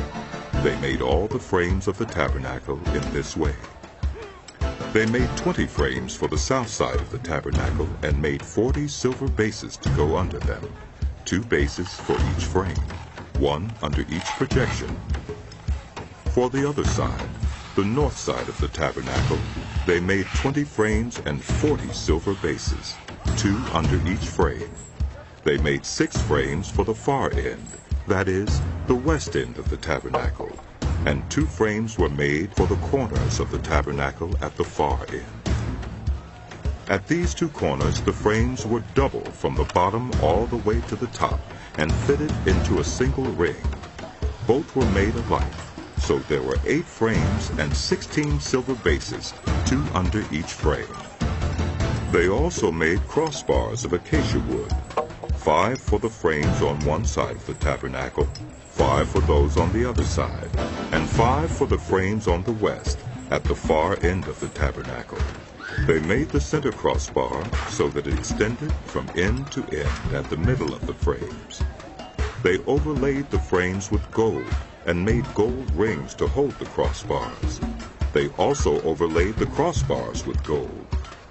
They made the curtain of blue, purple, and scarlet yarn, and finely twisted linen, with cherubim worked into it by expert hands. They made 4 posts of acacia wood for it and overlaid them with gold. They made gold hooks for them, and cast their 4 silver bases. For the entrance to the tent, they made a curtain of blue, purple, and scarlet yarn and finely twisted linen, the work of an embroiderer. And they made 5 posts with hooks for them. They overlaid the tops of the posts and their bands with gold and made their 5 bases of bronze. Bezalel made the ark of acacia wood, 2½ cubits long, a cubit and a half wide, and a cubit and a half high. He overlaid it with pure gold, both inside and out, and made a gold molding around it. He cast 4 gold rings for it, and fastened them to its 4 feet, with 2 rings on one side and 2 rings on the other. Then he made poles of acacia wood, and overlaid them with gold. And he inserted the poles into the rings on the sides of the ark to carry it. He made the atonement cover of pure gold, 2½ cubits long, and a cubit and a half wide. Then he made 2 cherubim out of hammered gold at the ends of the cover. He made 1 cherub on one end, and the second cherub on the other. At the 2 ends he made them of one piece with the cover. The cherubim had their wings spread upward, overshadowing the cover with them. The cherubim faced each other, looking toward the cover. They made the table of acacia wood, 2 cubits long, a cubit wide, and a cubit and a half high. Then they overlaid it with pure gold, and made a gold molding around it. They also made around it a rim, a handbreadth wide, and put a gold molding on the rim. They cast 4 gold rings for the table, and fastened them to the 4 corners, where the 4 legs were. The rings were put close to the rim to hold the poles used in carrying the table. The poles for carrying the table were made of acacia wood and were overlaid with gold. And they made from pure gold the articles for the table, its plates and dishes and bowls, and its pitchers for the pouring out of drink offerings. They made the lampstand of pure gold. They hammered out its base and shaft, and made its flower-like cups, buds, and blossoms of one piece with them. 6 branches extended from the sides of the lampstand, 3 on one side and 3 on the other. 3 cups shaped like almond flowers with buds and blossoms were on one branch, 3 on the next branch, and the same for all 6 branches extending from the lampstand. And on the lampstand were 4 cups shaped like almond flowers with buds and blossoms. 1 bud was under the first pair of branches extending from the lampstand, a second bud under the second pair, and a third bud under the third pair. 6 branches in all. The buds and the branches were all of one piece with the lampstand, hammered out of pure gold. They made its 7 lamps, as well as its wick trimmers and trays of pure gold. They made the lampstand and all its accessories from 1 talent of pure gold. They made the altar of incense out of acacia wood. It was square, a cubit long and a cubit wide, and 2 cubits high, its horns of one piece with it. They overlaid the top and all the sides and the horns with pure gold, and made a gold molding around it. They made 2 gold rings below the molding, 2 on each of the opposite sides, to hold the poles used to carry it. They made the poles of acacia wood and overlaid them with gold. They also made the sacred anointing oil and the pure fragrant incense, the work of a perfume. They built the altar of burnt offering of acacia wood, 3 cubits high. It was square, 5 cubits long and 5 cubits wide. They made a horn at each of the 4 corners, so that the horns and the altar were of one piece, and they overlaid the altar with bronze. They made all its utensils of bronze, its pots, shovels, sprinkling bowls, meat forks, and fire pans. They made a grating for the altar, a bronze network to be under its ledge, halfway up the altar. They cast bronze rings to hold the poles for the 4 corners of the bronze grating. They made the poles of acacia wood and overlaid them with bronze. They inserted the poles into the rings so they would be on the sides of the altar for carrying it. They made it hollow out of boards. They made the bronze basin and its bronze stand from the mirrors of the women who served at the entrance to the tent of meeting. Next, they made the courtyard. The south side was 100 cubits long and had curtains of finely twisted linen with 20 posts and 20 bronze bases, and with silver hooks and bands on the posts. The north side was also 100 cubits long and had 20 posts and 20 bronze bases, with silver hooks and bands on the posts. The west end was 50 cubits wide and had curtains, with 10 posts and 10 bases, with silver hooks and bands on the posts. The east end, toward the sunrise, was also 50 cubits wide. Curtains 15 cubits long were on one side of the entrance, with 3 posts and 3 bases, and curtains 15 cubits long were on the other side of the entrance to the courtyard, with 3 posts and 3 bases. All the curtains around the courtyard were of finely twisted linen. The bases for the posts were bronze. The hooks and bands on the posts were silver, and their tops were overlaid with silver, so all the posts of the courtyard had silver bands. The curtain for the entrance to the courtyard was of blue, purple, and scarlet yarn and finely twisted linen, the work of an embroiderer. It was 20 cubits long, and like the curtains of the courtyard, 5 cubits high, with 4 posts and 4 bronze bases. Their hooks and bands were silver, and their tops were overlaid with silver. All the tent pegs of the tabernacle and of the surrounding courtyard were bronze. These are the amounts of the materials used for the tabernacle of the covenant law, which were recorded at Moses' command by the Levites under the direction of Ithamar, son of Aaron, the priest. Bezalel, son of Uri, the son of Hur of the tribe of Judah, made everything the Lord commanded Moses. With him was Oholiab, son of Ahisamach of the tribe of Dan, an engraver and designer, and an embroiderer in blue, purple, and scarlet yarn, and fine linen. The total amount of the gold from the wave offering used for all the work on the sanctuary was 29 talents and 730 shekels, according to the sanctuary shekel.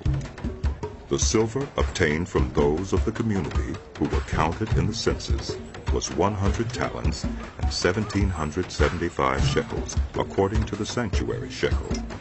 1 beker per person, that is, half a shekel, according to the sanctuary shekel, from everyone who had crossed over to those counted, 20 years old or more, a total of 603,550 men. The 100 talents of silver were used to cast the bases for the sanctuary and for the curtain.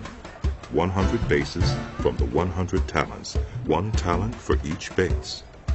They used the 1,775 shekels to make the hooks for the posts, to overlay the tops of the posts, and to make their bands. The bronze from the wave offering was 70 talents and 2,400 shekels. They used it to make the bases for the entrance to the tent of meeting, the bronze altar with its bronze grating and all its utensils, the bases for the surrounding courtyard and those for its entrance, and all the tent pegs for the tabernacle and those for the surrounding courtyard. From the blue, purple, and scarlet yarn, they made woven garments for ministering in the sanctuary. They also made sacred garments for Aaron, as the Lord commanded Moses. They made the ephod of gold, and of blue, purple, and scarlet yarn, and of finely twisted linen. They hammered out thin sheets of gold, and cut strands to be worked into the blue, purple, and scarlet yarn and fine linen, the work of skilled hands.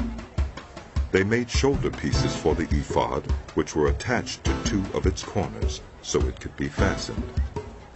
Its skillfully woven waistband was like it, of 1 piece with the ephod, and made with gold, and with blue, purple, and scarlet yarn, and with finely twisted linen, as the Lord commanded Moses. They mounted the onyx stones in gold filigree settings, and engraved them like a seal with the names of the sons of Israel. Then they fastened them on the shoulder pieces of the ephod as memorial stones for the sons of Israel, as the Lord commanded Moses. They fashioned the breastpiece, the work of a skilled craftsman. They made it like the ephod, of gold, and of blue, purple, and scarlet yarn, and of finely twisted linen. It was square, a span long and a span wide, and folded double. Then they mounted 4 rows of precious stones on it. The first row was carnelian, chrysolite, and beryl. The second row was turquoise, lapis lazuli, and emerald. The third row was jacinth, agate, and amethyst. The fourth row was topaz, onyx, and jasper. They were mounted in gold filigree settings. There were 12 stones, 1 for each of the names of the sons of Israel, each engraved like a seal with the name of one of the 12 tribes. For the breastpiece, they made braided chains of pure gold like a rope. They made 2 gold filigree settings and 2 gold rings, and fastened the rings to 2 of the corners of the breastpiece. They fastened the 2 gold chains to the rings at the corners of the breastpiece, and the other ends of the chains to the 2 settings, attaching them to the shoulder pieces of the ephod at the front. They made 2 gold rings and attached them to the other 2 corners of the breastpiece on the inside edge, next to the ephod. Then they made 2 more gold rings, and attach them to the bottom of the shoulder pieces on the front of the ephod, close to the seam, just above the waistband of the ephod. They tied the rings of the breastpiece to the rings of the ephod with blue cord, connecting it to the waistband, so that the breastpiece would not swing out from the ephod, as the Lord commanded Moses. They made the robe of the ephod entirely of blue cloth, the work of a weaver, with an opening in the center of the robe, like the opening of a collar, and a band around this opening, so that it would not tear. They made pomegranates of blue, purple, and scarlet yarn, and finely twisted linen around the hem of the robe. And they made bells of pure gold, and attached them around the hem between the pomegranates. The bells and pomegranates alternated around the hem of the robe to be worn for ministering, as the Lord commanded Moses. For Aaron and his sons they made tunics of fine linen, the work of a weaver, and the turban of fine linen, the linen caps and the undergarments of finely twisted linen. The sash was of finely twisted linen and blue, purple, and scarlet yarn, the work of an embroiderer, as the Lord commanded Moses. They made the plate, the sacred emblem, out of pure gold, and engraved on it, like an inscription on a seal, "Holy to the Lord." Then they fastened a blue cord to it, to attach it to the turban, as the Lord commanded Moses. So all the work on the tabernacle, the tent of meeting, was completed. The Israelites did everything just as the Lord commanded Moses. Then they brought the tabernacle to Moses, the tent and all its furnishings, its clasps, frames, crossbars, posts and bases, the covering of ram skins dyed red, and the covering of another durable leather, and the shielding curtain, the Ark of the Covenant law with its poles and the atonement cover, the table with all its articles, and the bread of the presence, the pure gold lampstand with its row of lamps and all its accessories, and the oil for the light, the gold altar, the anointing oil, the fragrant incense, and the curtain for the entrance to the tent, the bronze altar with its bronze grating, its poles and all its utensils, the basin with its stand, the curtains of the courtyard with its posts and bases, and the curtain for the entrance to the courtyard, the ropes and tent pegs for the courtyard, all the furnishings for the tabernacle, the tent of meeting, and the woven garments worn for ministering in the sanctuary, both the sacred garments for Aaron the priest, and the garments for his sons when serving as priests. The Israelites had done all the work, just as the Lord had commanded Moses. Moses inspected the work and saw that they had done it just as the Lord had commanded. Then the Lord said to Moses, "Set up the tabernacle, the tent of meeting, on the first day of the first month. Place the ark of the covenant law in it, and shield the ark with the curtain. Bring in the table and set out what belongs on it. Then bring in the lampstand and set up its lamps. Place the gold altar of incense in front of the ark of the covenant law, and put the curtain at the entrance to the tabernacle. Place the altar of burnt offering in front of the entrance to the tabernacle, the tent of meeting. Place the basin between the tent of meeting and the altar, and put water in it. Set up the courtyard around it, and put the curtain at the entrance to the courtyard. Take the anointing oil, and anoint the tabernacle and everything in it. Consecrate it, and all its furnishings, and it will be holy. Then anoint the altar of burnt offering and all its utensils. Consecrate the altar, and it will be most holy. Anoint the basin and its stand, and consecrate them. Bring Aaron and his sons to the entrance to the tent of meeting, and wash them with water. Then dress Aaron in the sacred garments, anoint him and consecrate him, so he may serve me as priest. Bring his sons and dress them in tunics. Anoint them just as you anointed their father, so they may serve me as priests. Their anointing will be to a priesthood that will continue throughout their generations. Moses did everything just as the Lord commanded him. So the tabernacle was set up on the first day of the first month in the second year. When Moses set up the tabernacle, he put the bases in place, erected the frames, inserted the crossbars, and set up the posts. Then he spread the tent over the tabernacle and put the covering over the tent, as the Lord commanded him. He took the tablets of the covenant law and placed them in the ark, attached the poles to the ark, and put the atonement cover over it. Then he brought the ark into the tabernacle and hung the shielding curtain and shielded the ark of the covenant law, as the Lord commanded him. Moses placed the table in the tent of meeting on the north side of the tabernacle outside the curtain, and set out the bread on it before the Lord, as the Lord commanded him. He placed the lampstand in the tent of meeting opposite the table on the south side of the tabernacle, and set up the lamps before the Lord, as the Lord commanded him. Moses placed the gold altar in the tent of meeting in front of the curtain and burned fragrant incense on it, as the Lord commanded him. Then he put up the curtain at the entrance to the tabernacle.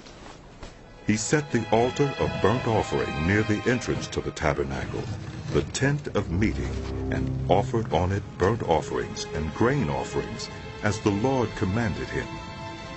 He placed the basin between the tent of meeting and the altar, and put water in it for washing.